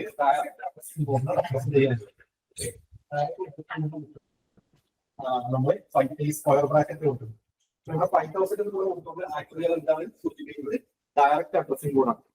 ഓക്കെ, സോ ആൻസർ എ ആണ് വരുന്നത്. ഇനി ഇമ്മീഡിയറ്റ് എന്തുകൊണ്ട് ആവുന്നില്ല എന്ന് ചോദിച്ചു കഴിഞ്ഞാൽ, ആ സ്ക്വയർ ബ്രാക്കറ്റ് ഒഴിവാക്കിയിട്ട് വെറും 5000 മാത്രം കൊടുത്തു കഴിഞ്ഞാൽ അത് ഇമ്മീഡിയറ്റ് ആയി. ഓക്കെ, 5000 മാത്രം കൊടുത്തു, സ്ക്വയർ ബ്രാക്കറ്റ് ഇല്ല, ഇമ്മീഡിയറ്റ് ആണ്. ഇനി രജിസ്റ്റർ അഡ്രസ്സിംഗ് മോഡ് ആവും എപ്പോ, ആ 5000 സ്ക്വയർ ബ്രാക്കറ്റിൽ കൊടുത്തതിന് പകരം സ്ക്വയർ ബ്രാക്കറ്റ് വേണ്ട, 5000 പകരം ഒരു രജിസ്റ്റർ കൊടുക്കുക, AXO BXO ഒക്കെ. അങ്ങനെയാകുമ്പോൾ അത് രജിസ്റ്റർ അഡ്രസ്സിംഗ് മോഡാണ്. ഇനി എപ്പോഴാണ് ഇൻഡയറക്റ്റ് അഡ്രസ്സിംഗ് മോഡ് ആവുക, സ്ക്വയർ ബ്രാക്കറ്റിന്റെ ഉള്ളിൽ എന്ത് കൊടുക്കുക, AXO BXO കൊടുക്കുക. 5000 പകരം AX എന്നോ BX എന്നോ കൊടുക്കുക, പക്ഷേ ആ സ്ക്വയർ ബ്രാക്കറ്റ് അവിടെ ഉണ്ടായിരിക്കും. അങ്ങനെയാണെങ്കിൽ ഇൻഡയറക്റ്റ് അഡ്രസ്സിംഗ് മോഡ്. അപ്പൊ 4 നമുക്ക് ഇത് തന്നെ റിലേറ്റ് ചെയ്യാൻ പറ്റും. ഇവിടെ നമുക്ക് ഇത് ഡയറക്റ്റ് അഡ്രസ്സിംഗ് മോഡാണ്. ഇനി 25ാമത്തെ ക്വസ്റ്റ്യൻ നോക്കുക. Given below is a code snippet in C. നമുക്കൊരു കോഡ് സ്നിപ്പറ്റ് തന്നിട്ടുണ്ട്. Which variable will be shared between 2 thread എന്ന് വെച്ചിട്ടുണ്ട്. 2 ത്രെഡിന്റെ ഇടയിൽ ഷെയർ ചെയ്യാൻ സാധ്യതയുള്ള വേരിയബിൾ ഏതാണെന്ന് വെച്ചിട്ടുണ്ട്. ഓക്കെ, അപ്പം സെയിം കോഡിൽ എക്സിക്യൂട്ട് ചെയ്യുന്ന 2 ത്രെഡുകളാണ്. ഇവിടെ നമുക്ക് മൈ ഏജും മൈ മാർക്കും ഉള്ളത്. ശ്രദ്ധിക്കുക, ഇവിടെ മൈ മാർക്ക് നമുക്ക് നമ്മുടെ ഈ ഒരു കോഡിന്റെ ഉള്ളിലാണ്, ഗ്ലോബൽ അല്ല. മൈ ഏജ് ഗ്ലോബലും. അപ്പൊ ഗ്ലോബൽ വേരിയബിൾ ആണ് നമ്മൾ എന്ത് ചെയ്യുക, എൻറ്റയർ പ്രോഗ്രാമിൽ നമുക്ക് സ്കോപ്പും ലൈഫൊക്കെ ഇടും അല്ലെ. അപ്പൊ അതുകൊണ്ട് അതാണ് നമുക്ക് എന്ത് ചെയ്യുന്നത്, ഈ 2 ത്രെഡിന്റെ ഇടയിൽ ഷെയർ ചെയ്യുന്നത്. സോ ഓപ്ഷൻ വരുന്നത് എ ആണ്. 26ാമത്തെ ക്വസ്റ്റ്യൻ നോക്കുക. A user does not have executable permission for a given file. Which of the following commands can be user to update the permission. ഇവിടെ നോക്കുക, ഇവിടെ പ്രത്യേകം പറഞ്ഞിട്ടുണ്ട് user does not have executable permission. അപ്പം execution എന്ന് പറഞ്ഞ ഒരു പെർമിഷൻ ആണ്. അതേപോലെ റീഡ് ഒരു പെർമിഷൻ ആണ്, റൈറ്റ് ഒരു പെർമിഷൻ ആണ്. നമുക്കറിയാം 3 പ്രൈമറി ആയിട്ടുള്ള പെർമിഷൻസ് എന്ന് പറഞ്ഞാൽ റീഡും റൈറ്റും എക്സിക്യൂട്ടും ആണ് അല്ലെ. അപ്പൊ ഇവിടെ ഈ പെർമിഷനെയാണ് ചേഞ്ച് ചെയ്യാൻ പറഞ്ഞത്. Which of the following command can be used to update permission. Permission update ചെയ്യാൻ ഏത് കമാൻഡാ യൂസ് ചെയ്യാന്ന് വെച്ചിട്ടുള്ളത്, CH മോഡാണ്. ഇനി എവിടെ CH ഓൺ യൂസ് ചെയ്യുന്ന നോക്കുക. CH മോഡും CH ഓണും ആണ് ഈ ഒരു കോൺസെപ്റ്റുമായിട്ട് ബന്ധപ്പെട്ട് ഉള്ള 2 ടേമുകൾ. CH own, CH mode. CH mode permission change ചെയ്യാനാണ്, മോഡ് ചേഞ്ച് ചെയ്യാനാണ്. ഓക്കെ, അപ്പൊ ഇവിടെ എന്താണ് സ്യൂട്ട് ആവുന്നത്. ഇനി ഓൺ, CH ഓൺ എന്താണ്, ഓണർഷിപ്പ് ചേഞ്ച് ചെയ്യാൻ. ഓണർഷിപ്പ് എന്ന് പറഞ്ഞാൽ ഇപ്പൊ ഇവിടെ പറഞ്ഞുള്ള യൂസറിന് എക്സിക്യൂട്ടബിൾ പെർമിഷൻ ഇല്ല. അപ്പം അത് അതേപോലെ ഈ എക്സിക്യൂട്ടബിൾ പെർമിഷന് ഗ്രൂപ്പിന് ഇല്ലാതാക്കണം, അല്ലെങ്കിൽ അതേഴ്സിന് ഇല്ലാക്കണം. അങ്ങനത്തെ ഓണേഴ്സിനാണ് നമുക്ക് ചേഞ്ച് ചെയ്യണമെങ്കിൽ അവിടെ നമ്മൾ CH ഓൺ യൂസ് ചെയ്യുക. അപ്പം ഓൺ എന്താണ്, ഓണർഷിപ്പിന് വേണ്ടിയിട്ടാണ്. മോഡ് എന്തിനാണ്? മോഡ് ചേഞ്ച് ചെയ്യുന്നത്, അഥവാ read write executable permission change ചെയ്യുന്നത്. ഇവിടെ എക്സിക്യൂട്ടബിൾ പെർമിഷൻ ആയതുകൊണ്ട് ഓപ്ഷൻ ബി ആണ് വരുന്നത്. 27 നോക്കുക. The vertex with degree 1 is called pendant vertex ആണ്. ഐസൊലേറ്റഡ് വേർട്ടെക്സ് എന്താണ്? ഡിഗ്രി 0 ആണ്. വേർട്ടെക്സ് വിത്ത് ഡിഗ്രി 0, അഥവാ ഒരു സിംഗിൾ വേർട്ടെക്സ് ആണ്, അത് വേറൊരു വേർട്ടെക്സുമായിട്ടും എഡ്ജ് ഷെയർ ചെയ്യുന്നില്ല. അഥവാ രണ്ട് വേർട്ടെക്സിന്റെ ഇടയിൽ ഒരു എഡ്ജ് ഉണ്ടാകുമ്പോഴാണ് എന്ത് ചെയ്യുന്നത്? ഡിഗ്രി 1 ആവുന്നത് അല്ലെ. ഒരു സിംഗിൾ വേർട്ടെക്സ് മാത്രം വേറെ ഏത് വേർട്ടെക്സുമായിട്ടും എഡ്ജ് ഷെയർ ചെയ്യുന്നില്ലെങ്കിൽ അത് നമ്മൾ ഐസൊലേറ്റഡ് വേർട്ടെക്സ് എന്ന് പറയും. ഇവിടെ ഡിഗ്രി 1 എന്ന് പറയുമ്പോൾ എന്താണ്? പെൻഡന്റ് വേർട്ടെക്സ് ആണ്. 28 നോക്കുക. Which of the following statements are correct. ഇത് ഹാഷിംഗുമായിട്ട് ബന്ധപ്പെട്ട കോൺസെപ്റ്റ് ആണ്. അത് വായിച്ചു നോക്കുക. ഹാഷിംഗിൽ നമ്മൾ പറഞ്ഞിട്ടുണ്ട് ഇൻസേർഷനും ഡിലീഷനും സെർച്ചിങ്ങും എല്ലാം കോൺസ്റ്റന്റ് ടൈം കൊണ്ട് ചെയ്യാൻ പറ്റും. ഈ കോൺസ്റ്റന്റ് ടൈം എന്ന് പറഞ്ഞാൽ ഓർഡർ ഓഫ് 1 ടൈം കൊണ്ട് ചെയ്യാൻ പറ്റും. ഓക്കെ, അതേപോലെ തന്നെ അതാണ് എ പറഞ്ഞത്. അതേപോലെ separate chaining technique of hashing is popular and space efficient alternative to quadratic probing. അത് നമുക്കറിയാലേ, അതില് ക്വാഡ്രാറ്റിക് പ്രോബിംഗ് ഉണ്ട്, ഡബിൾ ഹാഷിംഗ് ഒക്കെ ഉണ്ട്. അപ്പൊ സെപ്പറേറ്റ് ചെയിനിങ് ടെക്നിക് ആണ് ഈ ക്വാഡ്രാറ്റിക് പ്രോബിംഗിൽ നമ്മൾ ചെയ്യുന്നത്. അതേപോലെ തന്നെ compiler use hash table code. Simple table ആണ് നമ്മൾ യൂസ് ചെയ്യുക ഈ ഹാഷിംഗ് ടെക്നിക്കിന് വേണ്ടിയിട്ട്. അവിടെ നമ്മൾ എന്ത് ചെയ്യും? ഈ ഡിക്ലെയർ ചെയ്യുന്ന വേരിയബിളിന്റെ ഒക്കെ അതിൽ എന്ത് ചെയ്യും? സ്റ്റോർ ചെയ്യും. എന്നിട്ട് അതിന്റെ ലാബൽസ് സ്റ്റോർ ചെയ്യും, അതിനെ ട്രാക്ക് ചെയ്യും, ഇങ്ങനെയുള്ള കാര്യങ്ങളൊക്കെ ചെയ്യുന്നുണ്ട്. സോ ഇവിടെ ഓൾ ഓഫ് ദ എബോവ് ആണ് നമ്മുടെ ആൻസർ വരുന്നത്. 28ന്റെ ഓപ്ഷൻ ഡി ആൻസർ വരുന്നത്. 29th ക്വസ്റ്റ്യൻ നോക്കുക. A class is called a container class if. എപ്പോഴാണ് ഒരു ക്ലാസ്സിനെ കണ്ടെയ്നർ ക്ലാസ് എന്ന് പറയാം? ഒരു ക്ലാസ്സിനെ കണ്ടെയ്നർ ക്ലാസ് എന്ന് പറയാം ആ ക്ലാസിന്റെ ഉള്ളിൽ നോർമൽ വേരിയബിളോ അല്ലെങ്കിൽ നോർമൽ ഡാറ്റ മെമ്പറോ നോർമൽ മെമ്പർ ഫംഗ്ഷനോ അല്ല ഉണ്ടാവുക. അതിന്റെ ഉള്ളിൽ ഡാറ്റ മെമ്പേഴ്സ് ആയിട്ട് ഡിഫൈൻ ചെയ്തിട്ടുണ്ടാവുക, ലിസ്റ്റ് ചെയ്തിട്ടുണ്ടാവുക എന്തായിരിക്കും? മറ്റുള്ള ക്ലാസ്സുകളുടെ ഒബ്ജക്റ്റുകളായിരിക്കും. ഓക്കെ, ഇവിടെ ഓപ്ഷൻ സി ആണ് മാച്ച് ചെയ്യുന്നത്. കറക്റ്റ് അതിന്റെ ഡെഫിനിഷൻ ആണ് കൊടുത്തിട്ടുള്ളത്. അപ്പൊ അതിന് കൂടുതലായിട്ട് നമുക്ക് അതിനെ ഡിസ്കസ് ചെയ്യേണ്ട ആവശ്യമൊന്നുമില്ല. It contain the object of another class as A data member. Question 30 നോക്കുക. നമുക്ക് ഇതൊരു മൾട്ടി ഡയമെൻഷണൽ അറേന്റെ ഒരു ഡിക്ലറേഷൻ തന്നിട്ടുള്ളത്. A24 എന്ന് പറഞ്ഞു. ഇതില് A12 ഈക്വലൻ ടു എന്താണെന്ന് ചോദിച്ചിട്ടുള്ളത്. ഇതിൽ ചെറിയൊരു ബ്രാക്കറ്റ് മിസ്സിംഗ് ഉണ്ട്. ഓപ്ഷൻ സിയില് ഓപ്ഷൻ സിയിലല്ല, ഓപ്ഷൻ ഓക്കെ, ഇവിടെ കുഴപ്പമില്ല. ഓക്കെ, അപ്പൊ നോക്കുക. ഇവിടെ നമ്മള് A24 എന്ന് പറയുമ്പോൾ ആക്ച്വലി 2 റോയും 4 കോളം ഉള്ള ഒരു മൾട്ടി ഡയമെൻഷണൽ അറയാണ്. നമ്മളൊരു മെട്രിക്സ് കൺസിഡർ ചെയ്യാം. 2 റോയും 4 കോളം. Okay, 2 into 4. അങ്ങനെയാണെങ്കിൽ അതിൽ നമുക്കറിയാം ഇവിടെ പൊസിഷൻ പറഞ്ഞിട്ടുള്ള 1 2 ആണ്. 1 2 എന്ന് പറയുമ്പോൾ ശരിക്കും അതിന്റെ പൊസിഷൻ എങ്ങനെ വരിക? ഏറ്റവും ഫസ്റ്റത്തെ 0 1, ദെൻ ആ ഫസ്റ്റത്തെ റോയിൽ തന്നെ രണ്ടാമത്തെ 0 0 0 0 1 0 2 0 3 അല്ലെ? അതാണ് ഫസ്റ്റത്തെ റോ. ഇനി രണ്ടാമത്തെ റോ എന്ന് പറയുമ്പോൾ എങ്ങനെ വരും? 1 0 1 1 1 2 1 3 വരും. ഇവിടെ 1 2 ആണ് ചോദിച്ചിട്ടുള്ളത്. 1 2 എന്ന് പറഞ്ഞു കഴിഞ്ഞാല് ആക്ച്വലി നമ്മളെ സെക്കൻഡ് റോയില് മൂന്നാമത്തെ കോളായിട്ട് വരും. ഓക്കെ, മൂന്നാമത്തെ കോളായിട്ട് വരുമ്പോൾ നമുക്ക് ആക്ച്വലി എന്ത് വരും? ഇവിടെ നമ്മൾ ബിയും സിയും നമ്മൾ കറക്റ്റ് ആയിട്ട് കിട്ടും. നമ്മൾ നോക്കിക്കഴിഞ്ഞാൽ നമുക്ക് മനസ്സിലാവും. ബിയിൽ പറയുന്നത് A+1 എന്ന് പറയുമ്പോൾ ഒന്നാമത്തെ റോയിലേക്ക് വന്നിട്ട് അതിലേക്ക് 2 കൂട്ടിയിട്ട് അപ്പൊ നമുക്ക് എന്ത് കിട്ടും? രണ്ടാമത്തെ റോയിലെ മൂന്നാമത്തെ ലൊക്കേഷൻ കിട്ടും. എന്നിട്ട് അതിന്റെ വാല്യൂ എന്ന് പറയുന്നത്. ഓക്കെ, അതേപോലെ തന്നെ സിയിൽ പറയുന്നത് A(1) ആണ്. A(1)ലേക്ക് 2 കൂട്ടിയിട്ട് A(1) എന്ന് പറയുമ്പോൾ എന്താണ്? രണ്ടാമത്തെ റോന്റെ ഫസ്റ്റത്തെ ലൊക്കേഷൻ ആണ് A(1) അല്ലെ? അതിലേക്ക് 2 കൂട്ടെന്ന് പറയുമ്പോൾ മൂന്നാമത്തെ ലൊക്കേഷൻ, അഥവാ രണ്ടാമത്തെ റോയിലെ മൂന്നാമത്തെ ലൊക്കേഷൻ അതെന്താണ്? 1 2 ആയിരിക്കും അല്ലെ? അതിന്റെ സ്റ്റാർ എന്ന് പറയുമ്പോൾ അതിന്റെ വാല്യൂ. അപ്പോൾ ഇവിടെ ഡി ആണ് വരുന്നത്. ബിയും സിയും കറക്റ്റ് ആണ്. നിങ്ങൾ അതൊന്ന് ജസ്റ്റ് വരച്ച് നോക്കിയിട്ട് എഴുതി നോക്കിയാൽ നിങ്ങൾക്ക് മനസ്സിലാവും കറക്റ്റ് ആയിട്ട് വരുന്നുണ്ട്. അതിലൊന്നും ക്വസ്റ്റ്യൻ മിസ്റ്റേക്ക് ഒന്നുമില്ല. ഇനി 31ാമത്തെ ക്വസ്റ്റ്യൻ നോക്കുക. Which of the following cases define the complexities four best possible input. Best possible input വരുന്ന കോംപ്ലക്സിറ്റി എന്ന് പറഞ്ഞാൽ അതിന് പറയുന്ന പേരാണ് best case complexity. Best case ഉണ്ട് അല്ലെ? ഇതില് ബെസ്റ്റ് കേസ് ആണ് ആക്ച്വലി ആൻസർ വരുന്നത് ഓപ്ഷൻ ബി. 32ാമത്തെ ക്വസ്റ്റ്യൻ നോക്കുക. Which of the following is A disadvantages of ADT. ADT എന്താണ്? അബ്സ്ട്രാക്ട് ഡാറ്റ ടൈപ്പ് ആണ് അല്ലെ? Abstract data type. ഈ അബ്സ്ട്രാക്ട് ഡാറ്റ ടൈപ്പ് എന്ന് പറഞ്ഞു കഴിഞ്ഞാൽ actually stack, queue, linked list, ഇതൊക്കെയാണ് അബ്സ്ട്രാക്ട് ഡാറ്റ ടൈപ്പിൽ വരുന്നത്. ഓക്കെ, സോ ഇതിന്റെ പ്രത്യേകത എന്താണ്? ഇതിന്റെ പ്രത്യേകത എന്ന് പറഞ്ഞാൽ അതിന് അതിൻ്റെതായിട്ടുള്ള ഓപ്പറേഷൻസ് ഉണ്ടാവും അല്ലെ? അതിൻ്റെതായിട്ടുള്ള ഓപ്പറേഷൻസ് അതിൽ ഡിഫൈൻ ചെയ്തിട്ടുണ്ടാവും. നമുക്ക് ഡിഫറെന്റ് സിറ്റുവേഷനിൽ നമുക്ക് എന്ത് ചെയ്യാൻ പറ്റും? സിറ്റുവേഷനിൽ ആ സെയിം ADT നമുക്ക് ഡിഫറെന്റ് രീതിയിൽ യൂസ് ചെയ്യാൻ പറ്റും. സോ നമ്മൾ വായിച്ച് നോക്കുകയാണെങ്കിൽ ഇവിടെ ഡിസ്അഡ്വാൻറ്റേജ് ആണ് ചോദിച്ചിട്ടുള്ളത്. ഒന്നാമത്തെ നോക്കുക, different modules can be used by different person for different purpose with small changes. ADT സംബന്ധിച്ച് കറക്റ്റ് ആണ്. നമുക്ക് ഡിഫറെന്റ് പേഴ്സൺസിന് ഡിഫറെന്റ് പർപ്പസിന് വേണ്ടിയിട്ട് സെയിം ADT തന്നെ നമുക്ക് യൂസ് ചെയ്യാൻ പറ്റും, ചെറിയ ചേഞ്ച് വരുത്തി. അതേപോലെ ADT encourage modularity of programming, അതും കറക്റ്റ് ആണ്. മോഡുലാരിറ്റി എൻകറേജ് ചെയ്യുന്നുണ്ട് ADT. അതുപോലെ C നോക്കുക, by using abstract data type we can change implementation quickly, അതും കറക്റ്റ് ആണ്. ഇവിടെ ആക്ച്വലി നമുക്ക് നൺ ഓഫ് ദ എമൗണ്ട് വരുന്നത് ഓപ്ഷൻ D ആണ്. 33ാമത്തെ ക്വസ്റ്റ്യൻ നോക്കുക, ഒരുപാട് തവണ ചോദിച്ചിട്ടുള്ള ക്വസ്റ്റ്യൻ ആണ്, റിപ്പീറ്റ് ചെയ്യുന്ന പല എക്സാമ്പിളും റിപ്പീറ്റ് ചെയ്യുന്ന ക്വസ്റ്റ്യൻ ആണ്. Linked list is not suitable data structure for binary search ആണ്. കാരണം എന്താണെന്ന് വെച്ച് കഴിഞ്ഞാൽ നമുക്കറിയാം ലിങ്കഡ് ലിസ്റ്റ് സീക്വൻഷ്യൽ ആക്സസ് ആണ്, ഡയറക്റ്റ് ആക്സസ് ഇല്ല. ബൈനറി സെർച്ചിന്റെ പ്രത്യേകത എന്താണ്? നമുക്ക് തന്നിട്ടുള്ള ലിസ്റ്റിനെ നമ്മൾ മിഡ് കണ്ടുപിടിച്ചിട്ട് രണ്ടായിട്ട് ഡിവൈഡ് ചെയ്യുന്നു അല്ലെ. എന്നിട്ട് മിഡിന്റെ ഫസ്റ്റ് പോർഷനിലാണോ അല്ലെങ്കിൽ മിഡ് കഴിഞ്ഞിട്ടുള്ള അടുത്ത പോർഷനിലാണോ നമ്മുടെ നമ്പർ അല്ലെങ്കിൽ നമ്മൾ സെർച്ച് ചെയ്യുന്ന ഐറ്റം ഉള്ളത് നമ്മൾ ഉറപ്പുവരുത്തുന്നു. എന്നിട്ട് അതിനെ വീണ്ടും നമ്മൾ മിഡ് കാണുന്നു അല്ലെ. ആ ഒരു പ്രക്രിയ ചെയ്യുന്നത്. അഥവാ മിഡ് കണ്ടാണ് മിഡിനെ ആക്സസ് ചെയ്യുന്ന പറഞ്ഞാൽ ഡയറക്റ്റ് ആക്സസ് ആണ്. ലിങ്കഡ് ലിസ്റ്റിന് സീക്വൻഷ്യൽ ആക്സസ് ആണ്. അഥവാ ഒന്നാമത്തെ കഴിഞ്ഞിട്ട് രണ്ടാമത്തെ, അതും കഴിഞ്ഞ് മൂന്നാമത്തെ. ഇപ്പൊ 10ാമത്തതാണ് മിഡെങ്കിൽ 10ാമത്തിലേക്കാണെങ്കിൽ 1 മുതൽ 9 വരെ കവർ ചെയ്തിട്ട് 10ാമത്തിലേക്ക് വരാൻ കഴിയുള്ളൂ.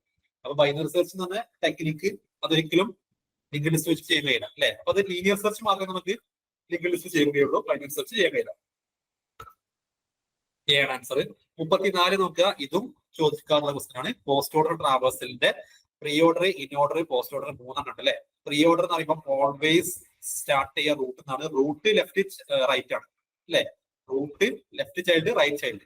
അതേപോലെ തന്നെ ഇൻ ഓർഡർ ആകുമ്പോൾ എന്താണ്? Left child root right child.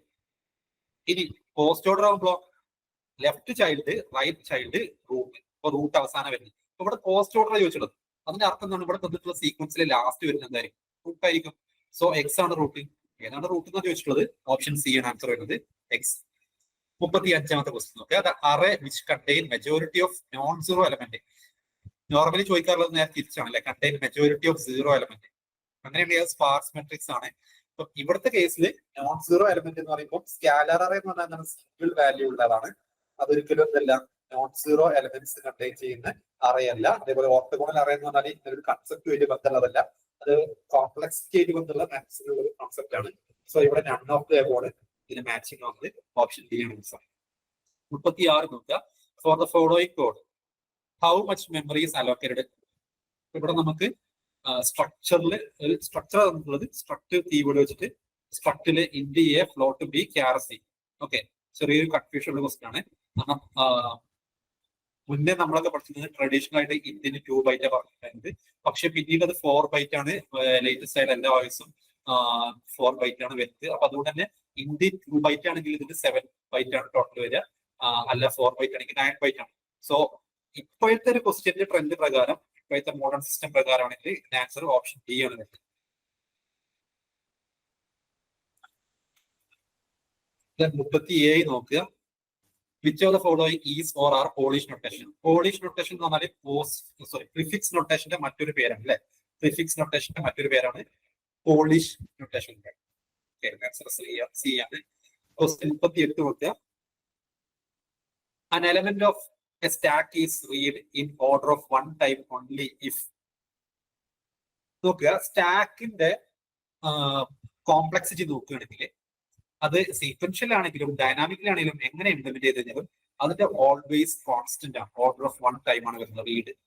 So ഇവിടെ it doesn't matter how the stack is implemented എന്ന് പറഞ്ഞാൽ ഓപ്ഷൻ ആണ് സി ആൻസർ വരുന്നത്.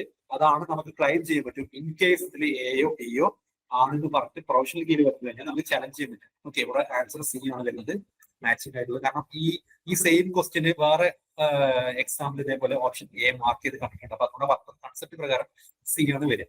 39ാമത്തെ ക്വസ്റ്റ്യൻ നോക്കുക, the concept is late binding can be implemented using. Late ബൈൻഡിങ്ങിന് നമ്മൾ പറയുന്ന മറ്റൊരു പേരാണത് റൺ ടൈം പോളിമോർഫിസം അല്ലെ. റൺ ടൈം പോളിമോർഫിസം എന്ന് പറയും ലേറ്റ് ബൈൻഡിങ്. അപ്പം ഈ റൺ ടൈം പോളിമോർഫിസം അഥവാ ഫംഗ്ഷൻ ഓവർ റൈഡിങ് അല്ലെ, ഫംഗ്ഷൻ ഓവർലോഡിംഗ് ഉണ്ട്, ഓപ്പറേറ്റർ ഓവർലോഡിംഗ് ഉണ്ട്. അത് രണ്ടും കമ്പൈൽ ടൈം ബൈൻഡിങ് ആണ് അല്ലെങ്കിൽ ഏർലി ബൈൻഡിങ് ആണ്. ഇനി ലൈറ്റ് ബൈൻഡിങ് ആണെന്ത് റൺ ടൈം പോളിമോർഫിസം. അതിൽ വരുന്നതാണെന്ത് ഫംഗ്ഷൻ ഓവർ റൈഡിങ്. ഈ function overriding can be implemented using എന്താണ് virtual function. Virtual function option D ആണ്. വെർച്വൽ ഫംഗ്ഷൻ യൂസ് ചെയ്യുന്നതിന് അത് ഇംപ്ലിമെന്റ് ചെയ്യാൻ വേണ്ടിയിട്ടാണ്. 40ാമത്തെ question, what does the STD exception class represent in C++. STD exception നിങ്ങൾ നോക്കിയാൽ മതി. ഇത് C++ൽ എല്ലാ എക്സെപ്ഷന്റെയും ബേസ് ക്ലാസ് ആയിട്ട് റെപ്രസെന്റ് ചെയ്യുന്ന ക്ലാസ് ആണ്. ഓപ്ഷൻ ബി ആണ് answer. 41 following are not legitimate thread state in Java. നോക്കുക, ഈ ക്വസ്റ്റ്യനും റിപ്പീറ്റ് ചെയ്യുന്ന ക്വസ്റ്റ്യൻ. ത്രെഡിന്റെ പല സ്റ്റേറ്റുകളുണ്ട് അല്ലെ. ന്യൂ, വെയിറ്റിംഗ്, റണ്ണബിൾ ഒക്കെ ത്രെഡിൽ വരുന്ന സ്റ്റേറ്റ് ആണ്. പക്ഷെ എക്സിക്യൂട്ടിംഗ് എന്നൊരു സ്റ്റേറ്റ് എവിടെ ഇല്ല, ത്രെഡിലില്ല. ഓക്കെ, അപ്പം എക്സിക്യൂട്ടിംഗ് ആണ് ഇവിടെ ആൻസർ ആയിട്ട് വരുന്നത്. അതാണ് ത്രെഡിൽ ഇല്ലാത്ത സ്റ്റേറ്റ്. 42 അതൊക്കെ പ്രീവിയസ് ഇയേഴ്സിൽ വന്നിട്ടുള്ള ക്വസ്റ്റ്യൻ ആണ്. റിപ്പീറ്റ് ചെയ്യുന്ന PYQ ഉള്ളതൊക്കെ. 42ാമത്തെ ക്വസ്റ്റ്യൻ നോക്കുക. Choose the statement which is true regarding polymorphism. An overridden method can be more restrictive than superclass method. അതാണ് ഇവിടെ കറക്റ്റ് ആയിട്ട് വരുന്നത്. അഥവാ നമ്മൾ ഓവർ റൈഡ് ആണ് പറഞ്ഞത്, ഓവർലോഡ് അല്ല. ഓവർറൈഡൻ മെത്തേഡ് എന്ന് പറഞ്ഞാൽ എന്താണ്, കുറച്ചുകൂടെ കൂടുതൽ റെസ്ട്രിക്ഷൻസ് ഉള്ളതാണ്. ഓവർലോഡ് ആകുമ്പോൾ എന്താണ്, ഒരു ഫംഗ്ഷൻ ഓവർലോഡ് ചെയ്യാന്ന് പറഞ്ഞാൽ ഫംഗ്ഷൻ നെയിം സെയിം ആയിരിക്കും, പക്ഷെ സിഗ്നേച്ചർ ഡിഫറെന്റ് ആയിരിക്കും അല്ലെ. അഥവാ ഡിസ്പ്ലേ എന്ന് പറഞ്ഞ ഫംഗ്ഷൻ ബേസ് ക്ലാസ്സിൽ ഒരു ആർഗ്യുമെന്റ് വെച്ചിട്ടാണെങ്കിൽ അതിന്റെ ഡിറൈവ്ഡ് ക്ലാസ്സിൽ, ചൈൽഡ് ക്ലാസ്സിൽ ചിലപ്പോൾ 2 ആർഗ്യുമെന്റ് വെച്ചിട്ടായിരിക്കും, അല്ലെങ്കിൽ ഒരു ആർഗ്യുമെന്റ് ആണെങ്കിൽ ഡിഫറെന്റ് ഡാറ്റ ടൈപ്പ് ആയിരിക്കും അല്ലെ. അവിടെ റെസ്ട്രിക്ഷൻ കൂടുതലില്ല. പക്ഷെ ഇവിടെ നോക്കുക, ഇവിടെ എന്താണോ നമ്മൾ ബേസ് ക്ലാസ്സിൽ അതിന്റെ ഫംഗ്ഷൻ നെയിം വരുന്നത് അതിന്റെ വേണം ചൈൽഡ് ക്ലാസ്സിൽ വരാൻ. എന്താണോ നമ്മുടെ സിഗ്നേച്ചർ വരുന്നത്, എത്ര ആർഗ്യുമെന്റ് ആണോ എണ്ണം, അതിന്റെ വേണം ചൈൽഡിൽ വരാൻ. അതേപോലെ ഏത് ടൈപ്പാണ് വരുന്നത്, ഇപ്പം എല്ലോ ഇന്റ് ആണെങ്കിൽ അതിന്റെ വേണം ചൈൽഡിൽ വരാൻ. അപ്പൊ റെസ്ട്രിക്ഷൻ കൂടുതലാണ് ഇത് ഓവർ റൈഡിൽ. സോ ഇവിടെ ഓപ്ഷൻ എ ആണ് കൺസെപ്റ്റ് പ്രകാരം ആൻസർ വരുന്നത്. 43 നോക്കുക. Which of the following are valid way for dynamic memory allocation for an integer by in C++. നോക്കുക, നമുക്ക് ഡൈനാമിക് മെമ്മറി അലോക്കേഷൻ അറിയാം അല്ലെ. നമുക്ക് ഡൈനാമിക് മെമ്മറി അലോക്കേഷൻ ചെയ്യാൻ വേണ്ടി യൂസ് ചെയ്യുന്ന പോയിന്റർ എന്ന് പറഞ്ഞ കൺസെപ്റ്റ് ആണ്. ഇവിടെ ഡൈനാമിക് മെമ്മറി അലോക്കേഷനിൽ P എന്ന് പറഞ്ഞ ഒരു മെമ്മറി ലൊക്കേഷനിലേക്ക് ടെൻ എന്ന് പറഞ്ഞ വാല്യൂ ഇൻസേർട്ട് ചെയ്ത്, ഐ മീൻ നമ്മൾ സ്റ്റോർ ചെയ്യണം. അപ്പം അതിന് വേണ്ടിയിട്ടുള്ള ഡിഫറെന്റ് വേർഷൻസ് ഓഫ് കോഡ് ആണ്. എല്ലാം കറക്റ്റ് ആണ്. ഇന്റെ സ്റ്റാർ P ഇന്റ് ഓഫ് 10 എന്ന് പറയുമ്പോൾ നമ്മൾ P എന്ന് പറഞ്ഞ പോയിന്റർ വേരിയബിൾ ഡിക്ലെയർ ചെയ്തു, ഇനീഷ്യലൈസ് ചെയ്തു, എല്ലാം ഒറ്റ സ്റ്റേറ്റ്മെന്റ് ചെയ്തു. രണ്ടാമത്തെ B നോക്കുകയാണെങ്കിലോ ആദ്യം ഡിക്ലെയർ ചെയ്തു, പിന്നെ നമ്മൾ അത് ന്യൂ ഇന്റ് എന്ന് പറഞ്ഞിട്ട് അതിന്റെ മെമ്മറി എന്ത് ചെയ്തു, ക്രിയേറ്റ് ചെയ്തു. എന്നിട്ട് അതിലേക്ക് എന്ത് ചെയ്തു, സ്റ്റാർ P എന്ന വാല്യൂ. മൂന്നാമത്തെ നോക്കുകയാണെങ്കിൽ നമ്മൾ നോക്കുക, ആദ്യം നമ്മൾ ഡിക്ലറേഷനും ഇനീഷ്യലൈസേഷനും ചെയ്തു, പക്ഷെ ഇനീഷ്യലൈസ് ചെയ്തത് നൾ വാല്യൂ വെച്ചിട്ടാണ്. പിന്നീട് നമ്മൾ പറഞ്ഞു അതൊരു പോയിന്റർ മെമ്മറി ലൊക്കേഷൻ ആണെന്നുള്ള രീതിയിൽ. എന്നിട്ട് എന്ത് ചെയ്തു, സ്റ്റാർ P 10 കൊണ്ട് അതിന്റെ വാല്യൂ. സോ ഇവിടെ ആൾ ഓഫ് ദ എബോവ് ആണ് കറക്റ്റ് ആയിട്ട് വരുന്നത്. ഓക്കെ, 44 നോക്കുക. In order to assign a value of 66 to the variable year, which of the following can be used within an applet time? നോക്കുക, ആപ്ലെറ്റുമായിട്ട് ബന്ധപ്പെട്ട ഒരു ക്വസ്റ്റ്യൻ ആണ്. ആപ്ലെറ്റിൽ നമ്മൾ അതിന്റെ ഒരു ഫ്ലോ ഉണ്ടല്ലോ, ഇനിറ്റ്, സ്റ്റാർട്ട്, പെയിന്റ്, അതേപോലെ സ്റ്റോപ്പ്, ഡിസ്ട്രോയ്. ഈ ഫംഗ്ഷൻസ് ഒക്കെ ഇമ്പോർട്ടന്റ് ആണ്. അതിന്റെ കൂടെ നമ്മൾ അതിന്റെ ഒരു സിമ്പിൾ കോഡ് കൂടെ പഠിച്ചു വെക്കണം. കാരണം ചില എക്സാമുകളൊക്കെ അതേപോലെ ചോദിക്കാറുണ്ട്, അതിന്റെ കോഡ് എന്നിട്ട് അതിലെന്താ മിസ്റ്റേക്ക് ഉള്ളത്, ആ രീതിയിലൊക്കെ ചോദിക്കാറുണ്ട്. അപ്പൊ ഒരു സിമ്പിൾ ആയിട്ട് റൺ ചെയ്ത് കോഡ് ചോദിക്കാം. അതൊരു കോഡ് പരാമ ഒരു ടാഗ് പരാമ എന്ന് പറഞ്ഞാൽ നമുക്ക് ഒരു വേരിയബിൾ അറിയാം, ഒരു വാല്യൂ കൊടുക്കണം. പരാം നമ്പർ വാല്യൂ 66. ഈ ഒരു C എന്ന ഓപ്ഷൻ നമ്മുടെ മാച്ചിങ് ആണ്. 66 എന്ന വാല്യൂ നമുക്ക് ആപ്ലെറ്റിന്റെ ടാഗിലേക്ക് അസൈൻ ചെയ്യണം എന്നുണ്ടെങ്കിൽ നമ്മൾ അങ്ങനെ ചെയ്യാം. പാരാമീറ്റർ ആണ്, നെയിം നമ്പർ ആണ്, നെയിം ഒരു വാല്യൂ 66 ആണ്. C ആണ്. 45 നോക്കുക. In multiple inheritance, if class C inherits two classes A and B as follows, which class constructor will be called first? ഇത് ഭയങ്കര കൺഫ്യൂഷൻ വരുന്ന ഒരു ക്വസ്റ്റ്യൻ ആണ്. കാരണം എന്ന് വെച്ചാൽ നിങ്ങൾ പല വെബ്സൈറ്റുകൾ നോക്കി പല രീതിയിലായിരിക്കും ഇതിന്റെ ആൻസർ പറയുന്നത്. Okay, so standard text book follow ചെയ്ത് ശ്രമിക്കുക. ഇവിടെ A എന്ന് പറഞ്ഞൊരു ക്ലാസ് ഉണ്ട്, ദെൻ രണ്ടാമത്തെ ക്ലാസ് B ഉണ്ട്, ദെൻ മൂന്നാമത്തെ ക്ലാസ് C ചൈൽഡ് ക്ലാസ് ആണ്. അത് എനും ബിയും ഇൻഹെറിറ്റ് ചെയ്യുന്നുണ്ട്. സോ ഇവിടെ കൺസ്ട്രക്ടർ കോൾ ചെയ്യുക. ആദ്യം ഇൻഹെറിറ്റ് ചെയ്തിട്ടുള്ള A എന്ന് പറഞ്ഞ പാരന്റ് ക്ലാസിന്റെ കൺസ്ട്രക്ടർ, ദെൻ B എന്ന് പറഞ്ഞ പാരന്റ് ക്ലാസിന്റെ കൺസ്ട്രക്ടർ, അതിനുശേഷം C എന്ന് പറഞ്ഞ ചൈൽഡ് ക്ലാസിന്റെ കൺസ്ട്രക്ടർ. സോ ഫസ്റ്റ് ഏതാന്ന് ചോദിച്ചാൽ A ആണ്. ഓക്കെ, ആൻസർ വരുന്നത് A ആണ്. ഈ ഡിസ്ട്രക്ടർ ആണ് നേരെ ഓപ്പോസിറ്റ്. ആദ്യം C, പിന്നെ B, പിന്നെ A. ഓക്കെ, അപ്പൊ ഈ ഓപ്ഷനിൽ തന്നിട്ടുള്ള ഓർഡറിലാണ്. ആ ഓർഡർ മനസ്സിലാക്കിയിട്ടാണ്. ആദ്യം A വരും, B വരും, പിന്നെ C വരും. കൺസ്ട്രക്ടർ കേസ് ഡിസ്ട്രക്ടർ ആകുമ്പോൾ താഴെ മേലേക്ക് പോകും. ആദ്യം C, പിന്നെ B, പിന്നെ A. ഓക്കെ, ഇവിടെ ചോദിച്ചിട്ടുള്ളത് ആദ്യം ഏതാണെന്ന് ചോദിച്ചിട്ടുള്ളത്. സോ A ആണ് constructor. 44 can be used to create an abstract class in the C++ programming language. Abstract class എന്ന് പറഞ്ഞ കൺസെപ്റ്റ് C++ൽ എങ്ങനെയാണ് പറഞ്ഞിട്ടുള്ളത്? അബ്സ്ട്രാക്ട് ക്ലാസ് ഒരു ക്ലാസ് എപ്പോഴാണ് അബ്സ്ട്രാക്ട് ക്ലാസ് ആവുക? അതിൽ അറ്റ്ലീസ്റ്റ് ഒരു പ്യൂർ വെർച്വൽ ഫംഗ്ഷൻ എങ്കിലും ഉണ്ടെങ്കിലാണ്, അല്ലെ? അപ്പൊ ഓപ്ഷൻ ബി ആണ് ഇവിടെ ആൻസർ വരുന്നത്. എന്താണ് പ്യൂർ വെർച്വൽ ഫംഗ്ഷൻ എന്ന് ചോദിച്ചു കഴിഞ്ഞാൽ എന്താണ്? നമുക്ക് ഫംഗ്ഷൻ ബോഡി ഇല്ലാതെ വെറും ഫംഗ്ഷൻ ഡിക്ലറേഷൻ മാത്രം ഇവിടെ ഉണ്ടാവും, പാരന്റ് ക്ലാസ്സിൽ ഉണ്ടാവും. എന്നിട്ട് അതിന്റെ ഡിറൈവ്ഡ് ക്ലാസ്സിലാണ് അതിനെ എന്ത് ചെയ്യുക? അതിനെ ഓവർറൈഡ് ചെയ്തിട്ട് അതിനെ ഡിഫൈൻ ചെയ്യാം. ഓക്കെ, അപ്പം ആ പാരന്റ് ക്ലാസ്സിലുള്ള ആ ഫംഗ്ഷനാണ് നമുക്ക് പറയാം പ്യൂർ വെർച്വൽ ഫംഗ്ഷൻ പറയാം. അങ്ങനെ പ്യൂർ വെർച്വൽ ക്ലാസ് മാറും, അബ്സ്ട്രാക്ട് ക്ലാസ് മാറും. കീവേഡ് യൂസ് ചെയ്യണം. കീവേഡ് എവിടെ അല്ല, രാവിലെയാണ്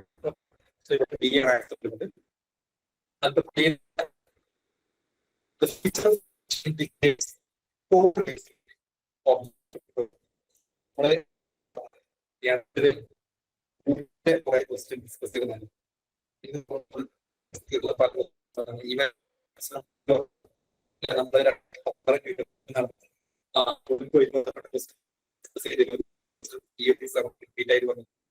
ഇന്ത്യയുടെ പ്രോഗ്രാം എക്സാമ്പിൾ പ്രിപ്പയർ ചെയ്യും. ഇവിടുത്തെ കോഡ് യൂസ് ചെയ്ത് ഇൻഹെറിറ്റൻസ് ആണ് വരുന്നത്. റാപ്പർ ക്ലാസ് റിപ്പീറ്റ് ചെയ്യുന്ന റാപ്പർ ക്ലാസ് എന്ന് പറഞ്ഞാല് അത് നമുക്ക് യൂസ് ചെയ്യുന്ന ക്ലാസ് ആണ്, ജാവയുടെ ക്ലാസ് ആണ് റാപ്പർ ക്ലാസ്. ഓപ്ഷൻ വരുന്നത് which of the method are invoked when an applet begins? Functions ആദ്യം ആണ്, സ്റ്റാർട്ട് ആണ്, പിന്നെ പിന്നെ സ്റ്റോപ്പ്, ഇങ്ങനെയാണ് വരുന്നത്. സോ ഇവിടെ നമുക്ക് ഓപ്ഷൻ സി ആണ്.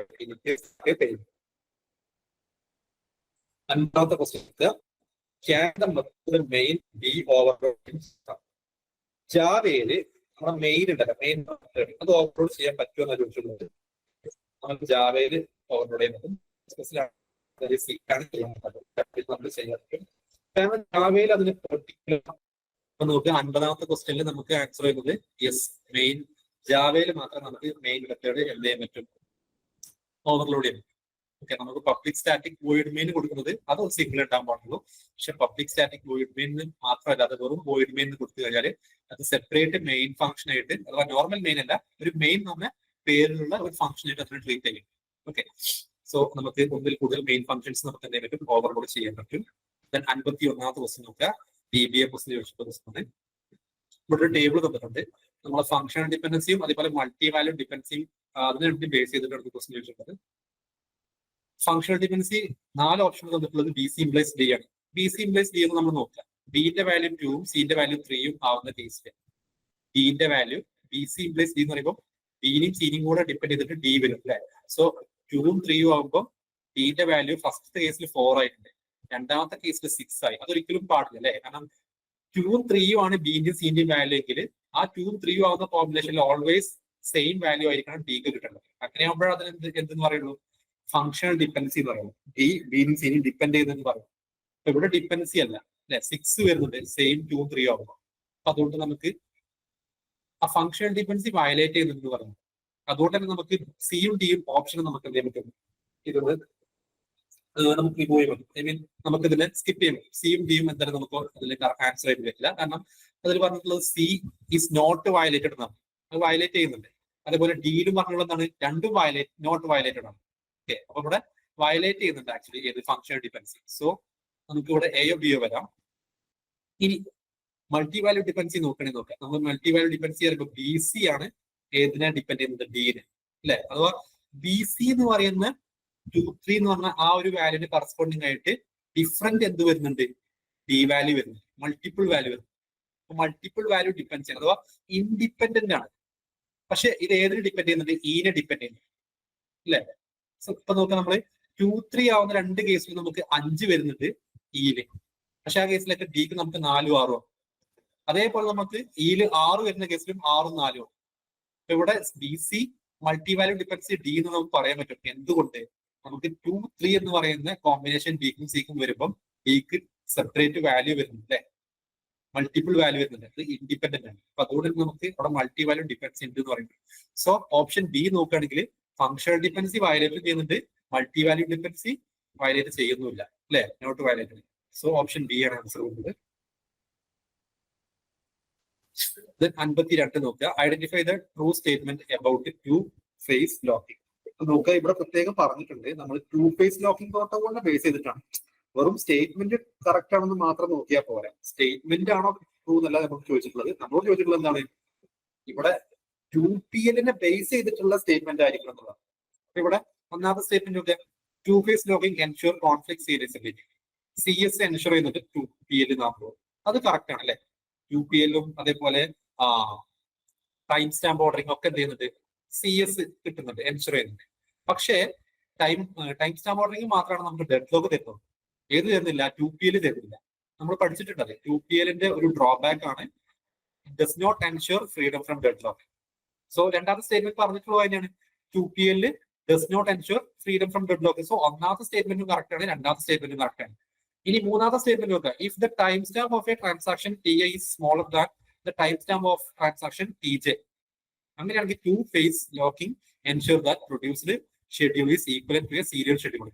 ആക്ച്വലി അത് തെറ്റാണ്, അല്ലെ? കാരണം എന്താ വെച്ചാൽ ഈ ടൈം സ്റ്റാമ്പ് ഓർഡറിംഗിൽ അത് കറക്റ്റ് ആണ് പറഞ്ഞത്. പക്ഷെ ഇവിടെ 2PL കേസിലാണ് പറഞ്ഞത്. 2PL എന്തില്ല? ടൈം സ്റ്റാമ്പ് പറഞ്ഞ കൺസെപ്റ്റേ ഇല്ല. ടൈം സ്റ്റാമ്പ് പറഞ്ഞ വേറൊരു കൺസെപ്റ്റ് തന്നെയാണ്, അല്ലെ? അപ്പൊ അതുകൊണ്ട് സി അല്ല, മൂന്നാമത്തെ സ്റ്റേറ്റ്മെന്റ് തെറ്റാണ്. നാലാമത്തെ സ്റ്റേറ്റ്മെന്റ് നോക്കിയാൽ cascading roll back can be avoided using strict two phase locking. അപ്പം സ്ട്രിക്റ്റ് ടു ഫേസ് ലോക്കിംഗ് വെച്ചിട്ട് നമുക്ക് എന്ത് ചെയ്യാൻ പറ്റും? കാസ്കാഡിംഗ് റോൾ ബാക്കിനെ നമുക്ക് അവോയ്ഡ് ചെയ്യാൻ പറ്റും. കാസ്കാഡിംഗ് റോൾ ബാക്കും അതേപോലെ റിക്കവറബിളും നമുക്ക് കിട്ടും ഏതിലൂടെ? സ്ട്രിക്റ്റ് ടു ഫേസിലും അതേപോലെ തന്നെ റിഗ്രസിലും, അല്ലെ? അപ്പൊ നാലാമത്തെ സ്റ്റേറ്റ്മെന്റും ശരിയാണ്. അപ്പൊ 1, 2, 4 ആണ് ശരിയായിട്ടുള്ളത്. സോ നമുക്ക് ആൻസർ എന്ത് വരും? 1, 2, 4 ആണ് കറക്റ്റ്. ഓപ്ഷൻ ബി ആൻസർ വരും. 53 നോക്കുക. Consider the following relation and corresponding functional dependencies. Identify the highest normal form of the relation. ഇവിടെ നമുക്ക് രണ്ട് റിലേഷൻ ഉണ്ട്, R1 ഉണ്ട്, R2 ഉണ്ട്. അപ്പൊ ഇവിടെ നമ്മളോട് പറഞ്ഞിട്ടുള്ളത് എന്താണ്? ഇതിലെ ഹയസ്റ്റ് നോർമൽ ഫോം ആണ്. ഓരോന്നിനെയും നമ്മൾ കൺസിഡർ ചെയ്യണം. അപ്പൊ R1 കൺസിഡർ ചെയ്യുമ്പോൾ നമുക്ക് നോക്കുക ABCD 4 ആട്രിബ്യൂട്ട് ഉള്ള ഒരു റിലേഷൻ R1 ആണ്. അതിലെ ഫംഗ്ഷൻ ഡിപെൻഡൻസി നോക്കുക AB implies C, അല്ലെ? അതേപോലെ മറ്റൊരു ഫംഗ്ഷൻ ഡിപെൻഡൻസി അതിൽ തന്നെ R1 തന്നെ BC implies D. അപ്പൊ ഇവിടെ നമ്മൾ നോക്കുകയാണെങ്കിൽ അപ്പൊ ഫസ്റ്റത്തെ R1 എന്ന് പറഞ്ഞ ആ ഒരു റിലേഷനെ കൺസിഡർ ചെയ്യുമ്പോൾ അവിടുത്തെ കീ എന്താണ് വരിക? കീ നമുക്ക് കാണാൻ സിമ്പിൾ ആയിട്ടുള്ള ടെക്നിക്ക് ഉണ്ട്, അല്ലെ? നമ്മളെ രണ്ട് ഫംഗ്ഷൻ ഡിപെൻഡൻസി നമുക്ക് തന്നിട്ടുണ്ട്, രണ്ടിന്റെയും RHS നോക്കിയാൽ മതി. അവിടെ മിസ്സിംഗ് ടേം നോക്കുക. AB മിസ്സിംഗ് ആണ്, അല്ലെ? സിയും ഡിയും ഉണ്ട്, എയും ബിയും ഇല്ല. So AB should be part of എന്താണ്? കാൻഡിഡേറ്റ് ആണ്. അപ്പം AB മാത്രം നമുക്ക് എല്ലാ ആട്രിബ്യൂട്ടും കിട്ടിയിട്ടൊന്ന് നോക്കിയാൽ മതി. ഇപ്പം AB നമുക്ക് AB implies C കിട്ടി, C കിട്ടിയോണ്ട് പിന്നെ A Bയും C ഉണ്ട്, അത് വെച്ചിട്ട് BC നമുക്ക് D ഉണ്ട്. അഥവാ AB ആണ് അവിടെ കീ. ചുരുക്കി പറഞ്ഞത്രേ ഉള്ളൂ, R1 എന്ന് പറഞ്ഞ റിലേഷന്റെ കീ എന്താണ്? കാൻഡിഡേറ്റ് കീ എന്താണ്? AB ആണ്. അപ്പം AB implies C എന്ന് പറയുമ്പോൾ X implies Y എന്ന് പറയുമ്പോൾ X ഡിറ്റർമിനന്റ് ആണ്, Y ഡിപ്പെൻഡന്റ് ആണ്, അല്ലെ? ഇവിടുത്തെ കേസിൽ AB implies C എന്ന് പറയുമ്പോൾ C ഡിപ്പെൻഡന്റും AB ഡിറ്റർമിനന്റും ആണ്. അപ്പൊ ഡിറ്റർമിനന്റിന്റെ കാൻഡിഡേറ്റ് കീ ആയി കഴിഞ്ഞാൽ അത് BCNF വരെ കറക്റ്റ് ആണ്. അപ്പൊ അത് പ്രകാരം ഒന്നാമത്തെ ഡിപ്പെൻഡൻസി നമുക്ക് ഓക്കെ ആണ്, BCNF വരെ. ഇനി രണ്ടാമത്തെ ഡിപ്പെൻഡൻസി നോക്കുക BC implies D. ഈ BC implies D എന്ന് പറയുമ്പോൾ നമ്മളവിടെ 2NF ഉണ്ടെന്ന് നോക്കാം. 2NF എന്താ എങ്ങനെ നോക്കുക? അവിടെ പാർഷ്യൽ ഫംഗ്ഷൻ ഡിപെൻഡൻസി ഉണ്ടെന്ന് നോക്കാം. പാർഷ്യൽ ഫംഗ്ഷൻ ഡിപെൻഡൻസി എപ്പോഴാണ് ഉണ്ടാവുക? AB ആണ് നമ്മുടെ കീ. അങ്ങനെയാണെങ്കിൽ A മാത്രം അല്ലെങ്കിൽ B മാത്രം എന്താണ്? ഒരു നോൺ പ്രൈമിനെ ഡിറ്റർമൈൻ ചെയ്യണം. ഇപ്പൊ D ഇവിടെ നോൺ പ്രൈം ആണ്, പക്ഷെ ഇവിടെ B മാത്രമല്ല ഡിറ്റർമൈൻ ചെയ്യുന്നത്, BC ആണ്, അല്ലെ? Bയും C കൂടെ കൂടിയിട്ടാണ്. അപ്പൊ അതുകൊണ്ട് അത് എന്തല്ല? പാർഷ്യൽ ഫംഗ്ഷൻ ഡിപെൻഡൻസി അല്ല. അപ്പൊ നോ പാർഷ്യൽ ഫംഗ്ഷൻ ഡിപെൻഡൻസി ആണ്, അഥവാ 2NF-ലാണ്. ഇനി 3NF-ലാണ് നോക്കാം. 3NF-ലാണെങ്കിൽ ഏറ്റവും സിമ്പിൾ ആയിട്ട് നമുക്ക് എന്ത് ചെക്ക് ചെയ്യുന്ന ആദ്യം നമ്മൾ ഈ X implies Y എന്ന് പറയുന്നത് ഫംഗ്ഷൻ ഡിപെൻഡൻസി. X LHS ആണ്, implies Y RHS ആണ്, അല്ലെ? അങ്ങനെയാണെങ്കിൽ നമ്മൾ എന്ത് നോക്കിയാൽ ഒന്നെങ്കിൽ X should be candidate key ആണ്, അല്ലെങ്കിൽ Y ഷുഡ് ബി എന്താണ്? പാർട്ട് ഓഫ് കാൻഡിഡേറ്റ് കീ ആണ്, അഥവാ പ്രൈം ആട്രിബ്യൂട്ട് എന്ന് പറയും. അപ്പൊ നമ്മൾ നോക്കുകയാണെങ്കിൽ AB implies C എന്ന് പറഞ്ഞാൽ ഒന്നാമത്തെ ഡിപെൻഡൻസി ഉണ്ടല്ലോ, AB implies C. അതിൽ AB എന്താണ്?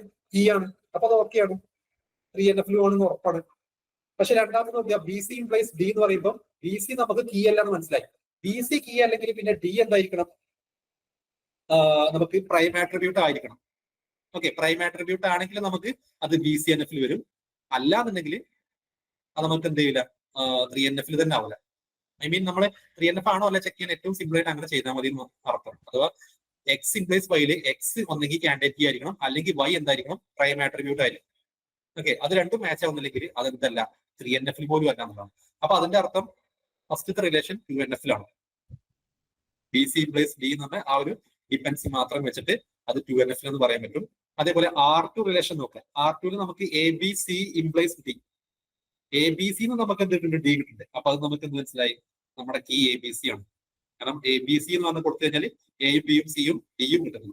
സോ ഇവിടെ നമ്മൾ നോക്കുമ്പോൾ എ ബി സി ഇംപ്ലൈസ് ഡിയിൽ എക്സ് ഇംപ്ലൈസ് വൈ എന്ന് പറഞ്ഞ രൂപത്തിൽ എഴുതുമ്പോൾ എക്സ് ആണ് എ ബി സി അല്ലെ, ഇംപ്ലൈസ് വൈ ആണ് എന്ത്, ഡി എന്ന് പറഞ്ഞാൽ. അപ്പം എക്സ് ഇവിടെ എന്തായി, എ ബി സി എന്ന് പറഞ്ഞാൽ അത് കാൻഡിഡേറ്റ് കീ ആണ്. സോ എക്സ് കാൻഡിഡേറ്റ് കീ ആയി. അപ്പൊ അത് BCNF വരെ ഓക്കെയാണ്. അങ്ങനെയാകുമ്പോൾ 3NF ഓക്കെയാണ്. അതേപോലെ തന്നെ ഡി ഇംപ്ലൈസ് എ എന്നുണ്ട് അല്ലെ, രണ്ടാമത്തെ ഡിപെൻസി ഡി ഇംപ്ലൈസ് എ.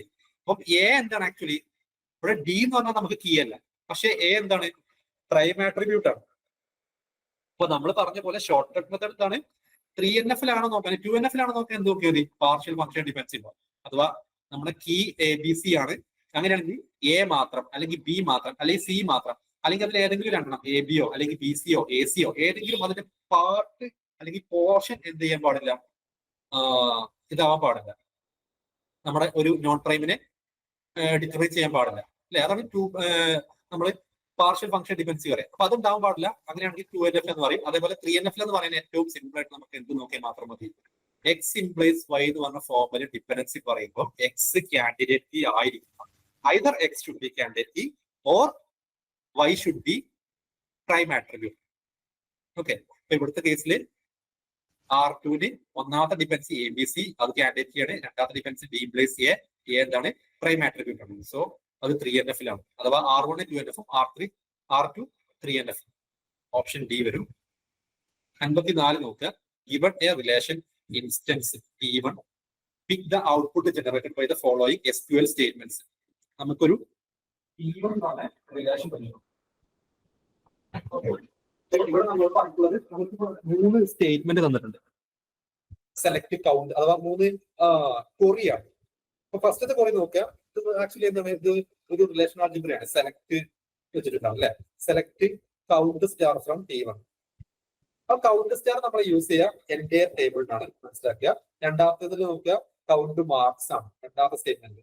രണ്ടാമത്തെ റിലേഷണൽ കോറി ഒരു കൗണ്ട് ഓഫ് മാർക്സ് ആണ്. അപ്പൊ മാർക്സ് ആണ് കോളത്തിന്റെ മാത്രം കൗണ്ട് ആണ് നോക്കുക. മറ്റത് കൗണ്ട് സ്റ്റാർ ആകുമ്പോൾ എന്താണ്, എൻറ്റയർ ടേബിളിന്റെ റോ ആണ് നോക്കുക. എൻറ്റയർ ടേബിളിന്റെ റോ എത്ര ഉണ്ട്, 5 എണ്ണം ഉണ്ട് അല്ലെ. 101, 102, 103, 104, 105 അങ്ങനെ 5 ഡിഫറെന്റ് റോസ് ഉണ്ട്. അപ്പൊ എൻറ്റയർ ടേബിൾ നോക്കുമ്പോൾ 5 റോസ് ഉണ്ട്. സോ 5 വരും ഫസ്റ്റ് ഇതിന്റെ ഔട്ട്പുട്ട്. രണ്ടാമത്തെ എന്താണ്, select count of marks from T1. Count of marks എന്ന് പറയുമ്പോൾ എന്താണ്, മാർക്സ് എന്ന് പറയുന്ന കോളത്തിന്റെ അതിലുള്ള കൗണ്ട് ആണ്. ഈ കൗണ്ട് നോക്കുമ്പോഴും ആവറേജ് നോക്കുമ്പോഴും അഗ്രിഗേഷൻ ഫംഗ്ഷൻ ഓരോന്ന് നോക്കുമ്പോഴും നള്ളിനെ നമ്മൾ ഡിസ്കാർഡ് ചെയ്യും. ആ ഒരു കാര്യം മൈൻഡിൽ വെക്കുക. നള്ളിനെ ഡിസ്കാർഡ് ചെയ്യുന്ന പറഞ്ഞാൽ ഇവിടെ മാർക്സിന്റെ കൗണ്ട് എന്ന് പറയുമ്പോൾ നള്ള് കൂട്ടില്ല. ബാക്കി എത്ര ഉണ്ട്, മാർക്സ് 4 അല്ലെ, 50, 60, 60, 70. സോ അവിടെ നമുക്ക് എന്ത് വരും, കൗണ്ടിന്റെ എണ്ണം 4 വരും. അപ്പം 5 പിന്നെ 4, 5, 4 ആണ് കോമ്പിനേഷൻ ഉള്ളത്. ഓപ്ഷൻ 7 അവിടെ നിന്ന് നമുക്ക് എന്ത് ആൻസർ ചെയ്യാൻ അല്ലെ. അതേപോലെ തന്നെ select average of marks from T1. Average of marks പറയുമ്പോഴും നമ്മൾ എന്താ ചെയ്യുക, മാർക്സിലുള്ള എല്ലാ മാർക്സും കൂട്ടും. 50 + 60 + 60 + 70 ഡിവൈഡഡ് ബൈ നമ്മളവിടെ 4 ആണ് ചെയ്യേണ്ടത്, 5 അല്ല. അഥവാ നമ്മൾ എണ്ണം നോക്കുമ്പോൾ നള്ളിന്റെ ആ ഒരു കോളം നമ്മൾ ഡിസ്കാർഡ് ചെയ്യും. നള്ളല്ലാത്ത നോൺ നള്ളായിട്ടുള്ള കോളത്തിന്റെ എണ്ണാണ് അത് വെച്ചിട്ട് ഡിവൈഡ് ചെയ്യാം. സോ 50 + 60 + 60 + 70/4 എന്ന് പറയുമ്പോൾ 240/4 അല്ലെ. അപ്പൊ നമുക്ക് 60 വരും. ആൻസർ എ ആണ് വരുന്നത്. 55 നോക്കുക. Identify the incorrect statement among the following. An update on a view is mapped to an update in the underlying base table provided the view is defined on it.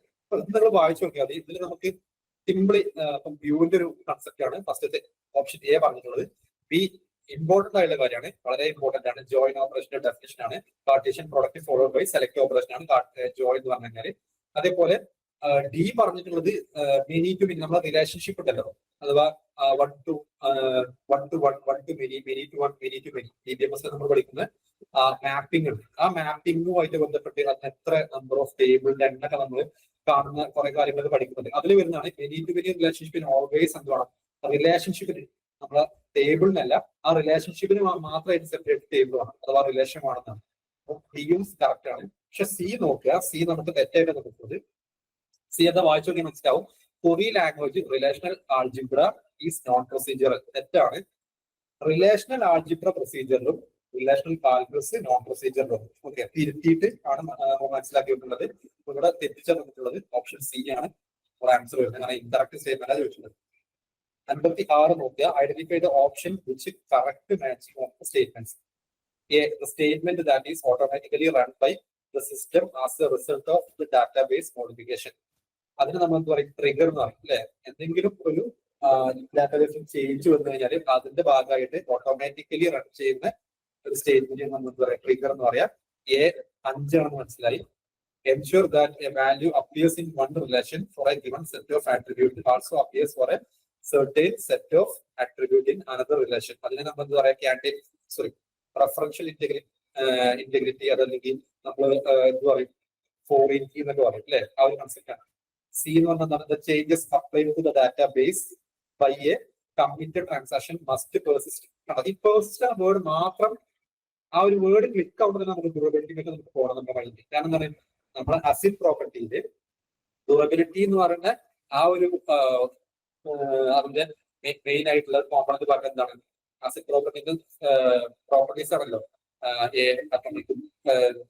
C കൺസിസ്റ്റൻസിയും high isolation, durability ഒക്കെ. അപ്പൊ durability എന്ന് പറഞ്ഞാൽ തന്നെ എന്താണ്, നമ്മളൊരു transaction ചെയ്ത് കഴിഞ്ഞാൽ, commit ചെയ്ത് കഴിഞ്ഞാൽ ആ ഡാറ്റ നമ്മുടെ സിസ്റ്റം ഫെയിലിയർ ആയി കഴിഞ്ഞാലും ഡാറ്റ അതിൽ പെർസിസ്റ്റ് ചെയ്യണം. സോ അത് ഡ്യൂറബിലിറ്റി ആണ് സി എന്ന് പറഞ്ഞാൽ. അപ്പം എ 5 ബി 3 സി 1 വരുന്ന ഏതാണ്, ഓപ്ഷൻ ബി ആണ് അല്ലെ. സ്വാഭാവികമായിട്ട് നമുക്ക് ആൻസർ ഓപ്ഷൻ ബി കിട്ടും. ഇനി ഡി നമ്മൾ നോക്കുകയാണെങ്കിൽ അത് 6 ആണെന്ന് മനസ്സിലാവും. കാരണം എന്താണ്, ensure that change made to database by authorized users. Authorized user എന്ന് പറഞ്ഞ ആ ഒരു ടേം ഉണ്ട്. Do not result in loss of data consistency. അതെന്താണ്, ഇന്റഗ്രിറ്റി കൺസിഡർ.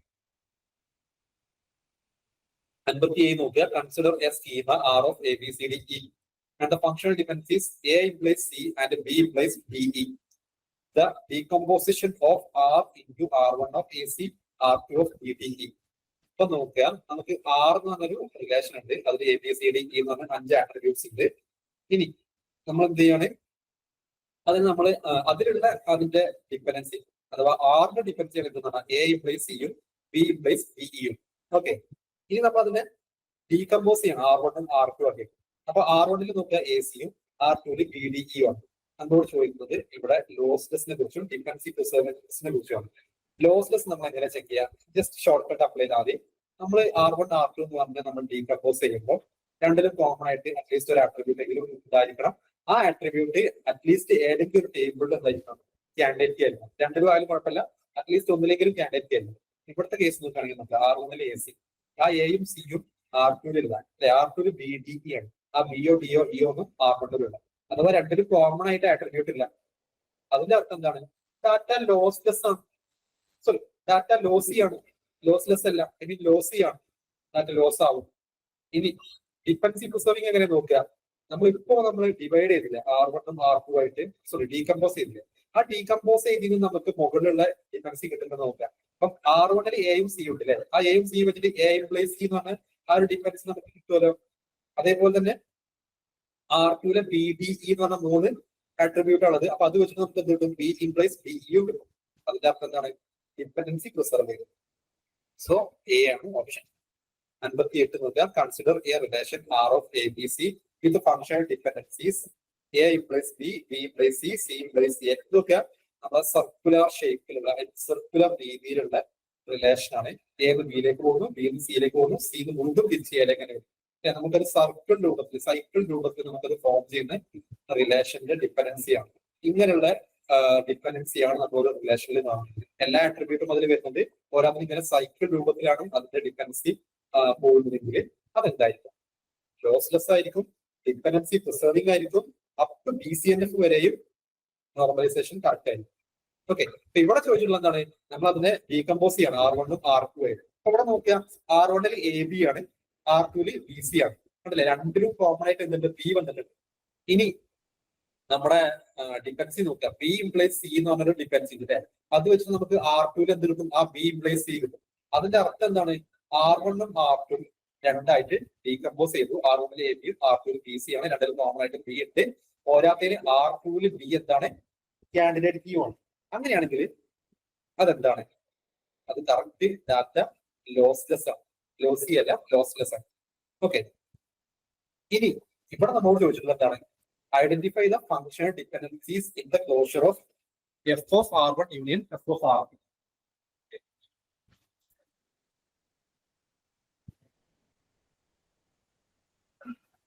അപ്പൊ ഇവിടെ നമ്മോട് ലിസ്റ്റ് ചെയ്യാൻ വന്നത് എല്ലാ ഡിപെൻഡൻസിയാണ്. ഇവിടെ നോക്കാം, നമുക്ക് ഏതൊക്കെ കിട്ടും? എ പ്ലസ് ബി കിട്ടും, ബി പ്ലസ് സി കിട്ടും അല്ലെ? എങ്ങനെ കിട്ടുക? നമ്മളിപ്പോ R1 മാത്രം എടുക്കുക. R1 നമുക്ക് എയും ബി ആണുള്ളത്. എയും ബിയും വെച്ചിട്ട് നമുക്ക് ഏതൊക്കെ ഉണ്ടാക്കാൻ പറ്റും? എ പ്ലസ് ബി ഉണ്ടാക്കാൻ പറ്റും, തിരിച്ച് ബി പ്ലസ് എ ഉണ്ടാക്കാൻ പറ്റും. എന്നിട്ട് അത് രണ്ടും വാലിഡ് ആണോ നോക്കുക. എങ്ങനെ നോക്കുക? നമ്മൾ തന്നിട്ടുള്ള ഡിപെൻസി നോക്കുകയാണ്. ഇപ്പൊ എ പ്ലസ് ബി ഡയറക്റ്റ് ആയിട്ട് തന്നിട്ടുണ്ട്, ബി പ്ലസ് എ ഡയറക്റ്റ് തന്നിട്ടില്ല. പക്ഷെ നോക്കുക, ബിന്ന് സിയിലേക്ക് പോയിട്ട് സിന്ന് എയിലേക്ക് പോകുന്നു. ഡിപെൻസി നോക്കിയാൽ ക്വസ്റ്റിൽ തന്നിട്ടുള്ള ബി പ്ലസ് സി ഉണ്ട്, അടുത്ത് സി പ്ലസ് എ ഉണ്ട്. അതിന്റെ അർത്ഥം എന്താണ്? അത് ട്രാൻസിറ്റീവ് ഡിപെൻസി ആണല്ലോ. ബിന്ന് സിയിലേക്ക് പോകുന്നു, എന്നിട്ട് സിന്ന് എയിലേക്ക് പോകുന്നു എന്ന് പറഞ്ഞാൽ ഡയറക്റ്റ് ആയിട്ട് ബിന്ന് എയിലേക്ക് പോകുന്നതിന് ഈക്വൽ ആണ് അല്ലെ? അപ്പൊ അതിന്റെ അർത്ഥം എ പ്ലസ് ബി ഉണ്ട്, ബി പ്ലസ് എ ഉണ്ട്. ഇനി അതേപോലെ R2 നോക്കുകയാണെങ്കിൽ ബി സി എന്ന് നമുക്ക് ഏതൊക്കെ രണ്ടെണ്ണം എഴുതാൻ പറ്റും? ബി പ്ലസ് സിയും തിരിച്ച് സി പ്ലസ് ബിയും. എന്നിട്ട് അത് രണ്ട് വാലിഡ് ആണോ നോക്കാം. ബി പ്ലസ് സി ഉണ്ടോ? ഡയറക്റ്റ് ആയിട്ട് നമുക്ക് എവിടെ തന്നിട്ടുണ്ട്? ഡിപെൻസി തന്നിട്ടുണ്ട്. ഇനി സി പ്ലസ് ബിയോ? സി പ്ലസ് ബി ഡയറക്റ്റ് തന്നിട്ടില്ല, പക്ഷെ സി പ്ലസ് എ ഉണ്ട്, എന്നിട്ട് എന്ന് ബിയിലേക്ക് പോകുന്നു. അതിന്റെ അർത്ഥം സിന്ന് ബിയിലേക്ക് പോകുന്നു. സോ അത് നമുക്ക് എഴുതാൻ പറ്റും. ഇനി നമുക്ക് അതിന്റെ പുറമെ നമുക്ക് വേറെ ഏതെങ്കിലും കിട്ടും നോക്കാം. നമുക്ക് സിന്ന് എയിലേക്ക് പോകുന്നുണ്ട് അല്ലെ? ആ ഒരു ഡിപെൻസി നമുക്ക് കിട്ടും. അതെങ്ങനെ കിട്ടും? നമ്മൾ ഡീകമ്പോസ് ചെയ്തതിൽ നമ്മൾ സിന്ന് ബിയിലേക്ക് പോകുന്നുണ്ട് അല്ലെ? R2 എന്തുണ്ട്? സി ടു ബി ഉണ്ട്, സി പ്ലസ് ബി ഉണ്ട്. എന്നിട്ട് ബിന്ന് എയിലേക്ക് പിന്നെ R1 പോകുന്നുണ്ട്. അതിന് നമുക്ക് എന്ത് കിട്ടും? സി പ്ലസ് എ കിട്ടും, തിരിച്ച് എ പ്ലസ് സി കിട്ടും. ചുരുക്കി പറഞ്ഞാൽ ഇത് നമ്മൾ എഴുതി നോക്കിയാൽ നമുക്ക് കറക്റ്റ് കിട്ടുള്ളൂ. ഓപ്ഷൻ സി ആണ്. ഇതെല്ലാം നമുക്ക് ഇവിടെ 59 നോക്കുക. Assume that data about students in a department is stored in a table. Student എന്ന് പറഞ്ഞ ടേബിളിലാണ് ഡിപ്പാർട്ട്മെന്റിലുള്ള കുട്ടികളുടെ ഡീറ്റെയിൽസ് ആണ്, ഡാറ്റയാണ് സ്റ്റോർ ചെയ്യുന്നത്. നോക്കുക, ഇവിടുത്തെ കൊറി നോക്കുക. Select C I D comma count star. അപ്പൊ നമുക്ക് ഇവിടെ രണ്ട് കാര്യങ്ങളാണ് ലിസ്റ്റ് ചെയ്തത് അല്ലെ? C I D comma count star from എന്നതിന് മുന്നേ രണ്ട് കാര്യങ്ങളാണ് പറഞ്ഞത്. ഒന്ന് C I D course I D ആണ്. അപ്പൊ നമുക്ക് ലാസ്റ്റ് നോക്കി നമുക്ക് മനസ്സിലാവും. ഇവിടെ കൗണ്ട് സ്റ്റാർ വരുമ്പോഴൊക്കെ എന്തായാലും നമുക്ക് എന്തുണ്ടാവും? ഗ്രൂപ്പ് ആയി ഉണ്ടാവും. കൗണ്ട് സ്റ്റാർ ചെയ്യണമെങ്കിൽ ഗ്രൂപ്പ് ആയി വെച്ചിട്ട് ചെയ്യാൻ കഴിയും. അപ്പം ഓരോ കോഴ്സിന്റെ ഐ ഡി, സപ്പോസ് 0 ഒരു കോഴ്സിന്റെ ഐ ഡി, 02 അടുത്തൊരു കോഴ്സിന്റെ ഐ ഡി, 03 അടുത്തൊരു കോഴ്സിന്റെ ഐ ഡി, അങ്ങനെയാണെന്ന് വിചാരിക്കാം. അപ്പൊ 01 എത്ര കുട്ടികൾ രജിസ്റ്റർ ചെയ്തിട്ടുണ്ട്, 02 എത്ര കുട്ടികൾ രജിസ്റ്റർ ചെയ്തിട്ടുണ്ട്, ആ രീതിയിലൊക്കെ നമുക്ക് പ്രിന്റ് ചെയ്യണമെങ്കിൽ അങ്ങനെ ചെയ്യാൻ വേണ്ടിയാണ് ആക്ച്വലി നമ്മൾ ഇങ്ങനെ C I D count star ഒക്കെ പറഞ്ഞത്. ഇവിടെ നമ്മളോട് നമ്പർ ഓഫ് കുട്ടികൾ, നമ്പർ ഓഫ് സ്റ്റുഡൻസ് രജിസ്റ്റർ ചെയ്തല്ല ചോദിച്ചിട്ടുള്ളത്. നോക്കാം എന്താ ചോദിച്ചിട്ടുള്ളത്? C I D count star. അപ്പൊ കോഴ്സ് ഐ ഡി വരും, അതിന്റെ ഒരു എണ്ണം വരും. ഫ്രം സ്റ്റുഡന്റ് എന്നാണ്. Where gender equal to female. അപ്പൊ നോക്കാം, ഫീമെയിൽ ആയുള്ള കുട്ടികളുടെ കോഴ്സ്, ഓരോ കോഴ്സിലുള്ള കുട്ടികളുടെ എണ്ണമാണ് വേണ്ടത്.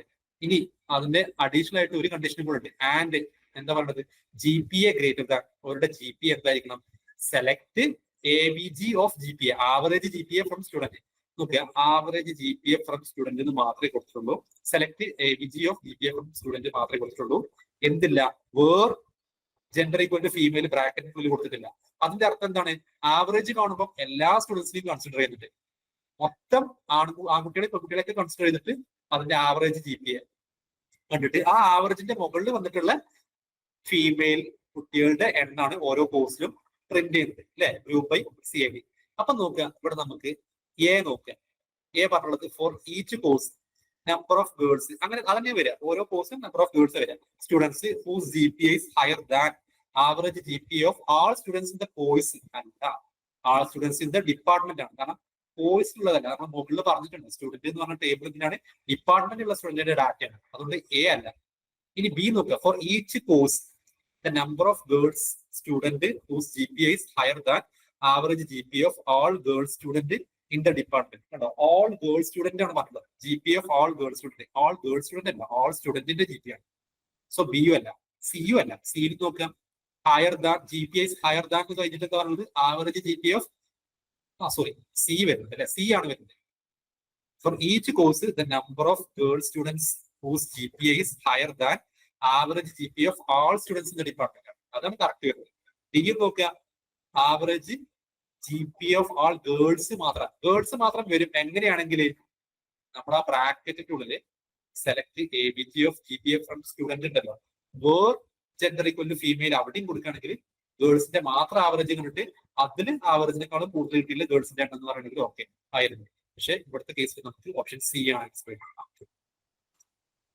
ഇനി 60 നോക്കുക, consider to relations R1 ABC with tuples 2, 3, 5 and 3, 6, 7. നമ്മൾ ഇത് എങ്ങനെ ചെയ്യണം?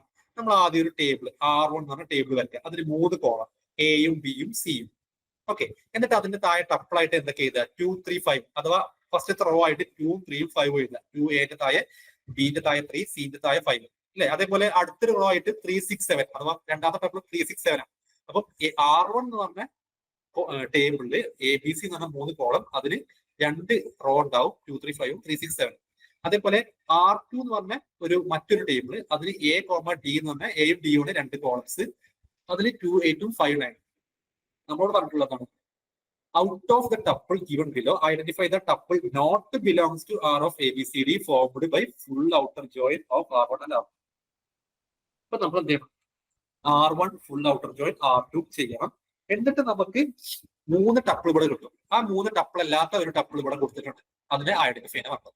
അപ്പൊ നമുക്ക് എങ്ങനെയാ ടപ്പിൾ നമ്മൾ എഴുതി നോക്കിയാൽ മതി. അപ്പൊ ഞാൻ പറഞ്ഞ പോലെ R1 എന്ന ടേബിള് ABC കോളം, അതിൽ 2, 3, 5, 3, 6, 7 2 റോ ആയിട്ട് എഴുതുക. അതേപോലെ തന്നെ R2 എന്ന് പറഞ്ഞ ടേബിള്, അതിൽ AD എന്ന് പറഞ്ഞ കോളത്തിൽ 2, 8, 5, 9. എന്നിട്ട് നമ്മൾ നോക്കുക ഫുൾ ഔട്ടർ ജോയിൻ ചെയ്യുമ്പോൾ ആദ്യം നമ്മൾ R1 ഫസ്റ്റ് ടപ്പിൾ എടുക്കുക. ഓക്കെ, നമ്മൾ ഫുൾ ഔട്ടർ ജോയിന്റെ റിസൾട്ട് ചെയ്താണ് 6 ABCD എന്ന പുതിയ ടേബിൾ. അതിൽ എന്ത് വരും? എന്റെ വാല്യൂ 2, ബിന്റെ വാല്യൂ 3. എവിടുന്ന് നമ്മൾ എടുക്കുന്നത്? R1 ഫസ്റ്റ് റോ ആണ് 2, 3, സിന്റെ വാല്യൂ 5. ഓക്കെ, ഇനി ഡിന്റെ വാല്യൂ എന്ത് വരും? എക്ക് 2 വരുമ്പോൾ ഡിക്ക് എന്താ വാല്യൂ ഉള്ളത്? രണ്ടാമത്തെ ടേബിളിൽ നോക്കുക. എക്ക് 2 വരുമ്പോൾ ഡിക്ക് 8 ഉണ്ട് അല്ലെ? അപ്പൊ എന്ത് വരും? 2, 3, 5, 8. അതാണ് നമ്മുടെ ഓപ്ഷൻ സിയിൽ തന്നിട്ടുള്ളത്. അപ്പൊ അങ്ങനെ ഒരു ടപ്പിൾ നമുക്ക് എവിടെ കിട്ടുന്നത്? ഫുൾ ഔട്ടർ ജോയിനിൽ കിട്ടുന്നത്. ഇനി രണ്ടാമത്തെ റോ എന്ത് വരും? ഫുൾ ഔട്ടർ ജോയിൻ ചെയ്ത് കഴിഞ്ഞാൽ രണ്ടാമത്തെ R1 റോനെ നമ്മൾ കൺസിഡർ ചെയ്യാം. 3, 6, 7. എന്റെ വാല്യൂ 3, ബിന്റെ വാല്യൂ 6, സിന്റെ വാല്യൂ 7, ഡിന്റെ വാല്യൂ R2 നോക്കാം. എന്റെ വാല്യൂ എന്താകുമ്പോൾ 3 ആകുമ്പോൾ എന്റെ വാല്യൂ 3 ആവുന്ന കേസ് R2 ഉണ്ടാവും. എന്റെ വാല്യൂ 2, 5 മാത്രമേ R2 ഉള്ളൂ. അതുകൊണ്ട് ഡിന്റെ വാല്യൂ നള്ള് വരും. ചുരുക്കി പറഞ്ഞാൽ എങ്ങനെ വരും? 3, 6, 7 നള്ള്. അതാണ് ഓപ്ഷൻ ഡിയിൽ അല്ലെ? അപ്പൊ നമ്മൾ R1 R2 രണ്ട് ടപ്പിൾ നമ്മൾ ഫുൾ ഔട്ടർ ജോയിൻ എഴുതി കഴിഞ്ഞു. ഇനി R2 നമ്മൾ ഇൻക്ലൂഡ് ചെയ്യാത്ത ഏതെങ്കിലും ടപ്പിൾ ഉണ്ടായിരുന്നു? 2, 8 നമ്മൾ ഓൾറെഡി ഏതിൽ ചെയ്തു? 2, 3, 5 തന്നെ R1 ഫസ്റ്റ് നമ്മൾ ചെയ്തപ്പോൾ നമ്മൾ അത് ചെയ്തു. 5, 9 നമ്മൾ ചെയ്തിട്ടില്ല അല്ലെ? അപ്പം 5 എന്റെ വാല്യൂ ആണ്. അപ്പം 5 എന്റെ വാല്യൂ ആവുമ്പോൾ ബിക്ക് എന്താ വാല്യൂ ഉള്ളത്? അത് R1 നോക്കാം. R1 5 ഉണ്ടോ? ഇല്ല. അപ്പൊ ബിക്ക് വാല്യൂ ഇല്ല, സിക്കും വാല്യൂ ഇല്ല, ഡിന്റെ വാല്യൂ 9. അഥവാ 5, null, null, 9. അത് മറ്റൊരു ടപ്പിളായി, അഥവാ ബി ആണ് ഓപ്ഷൻ വരുന്നത് അല്ലെ? അത് മറ്റൊരു ടപ്പിളാണ്. അപ്പം സിയും ഡിയും ബിയും അത് 3 നമുക്ക് തരുന്നത് ഈ ഫുൾ ഔട്ടർ ജോയിൻ ചെയ്യുമ്പോൾ കിട്ടുന്നത്. അപ്പൊ ആൻസർ എന്താണ്? എ ആണ്. ആൻസർ എ മീൻസ് ആ ഒരു ടപ്പിള് ജനറേറ്റ് ആവുന്നില്ല ഫുൾ ഔട്ടർ ജോയിൻ. 61ാമത്തെ ക്വസ്റ്റ്യൻ നോക്കുക. Consider the following functional dependencies and corresponding implications. Which of the following statements are correct?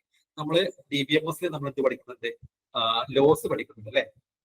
നമ്മള് സ്യൂഡോ ട്രാൻസിറ്റിവിറ്റി ലോനെ ബേസ് ചെയ്തിട്ടാണ് ഇവിടെ തന്നിട്ടുള്ള പലതും ട്രൂ ആവുന്നതും ഫാൾസ് ആവുന്നതും. നോക്കാം. ഒന്നാമത് BP, സിറ്റി.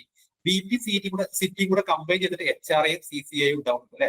അങ്ങനെയാണെങ്കിൽ implies BP implies HRA CCA. അത് തെറ്റാണ് അല്ലെ? BPയും സിറ്റിയും കൂടെ കമ്പൈൻ ചെയ്യുമ്പോൾ നമുക്ക് HRAയും CCAയും കിട്ടുന്നുണ്ട്. ഓക്കെ, അപ്പൊ അതിന് BP മാത്രം എടുത്തു കഴിഞ്ഞാലും HRAയും CCAയും കിട്ടുമെന്ന് പറയാൻ പറ്റും? ഇല്ല.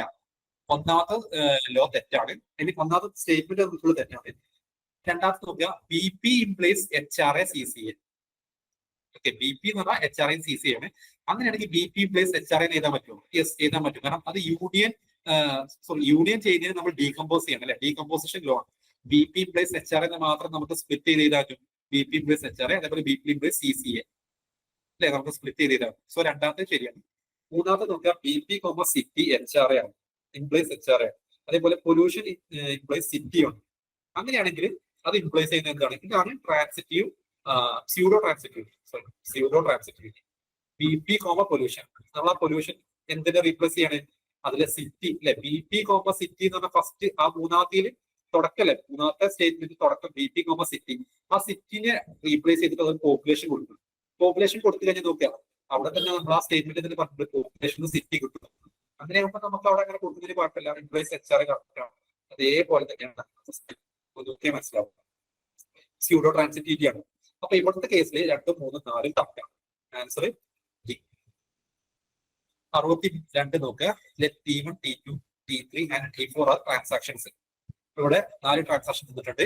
നമ്മൾ ഇതിന്റെ ഷെഡ്യൂള് വരച്ചിട്ട് T1, T2, T3, T4 വരച്ചിട്ട് നമ്മൾ എന്ത് വരച്ചു വെക്കണം? അതിന്റെ പ്രസിഡൻസ് ഗ്രാഫ് വരച്ചു വെക്കണം.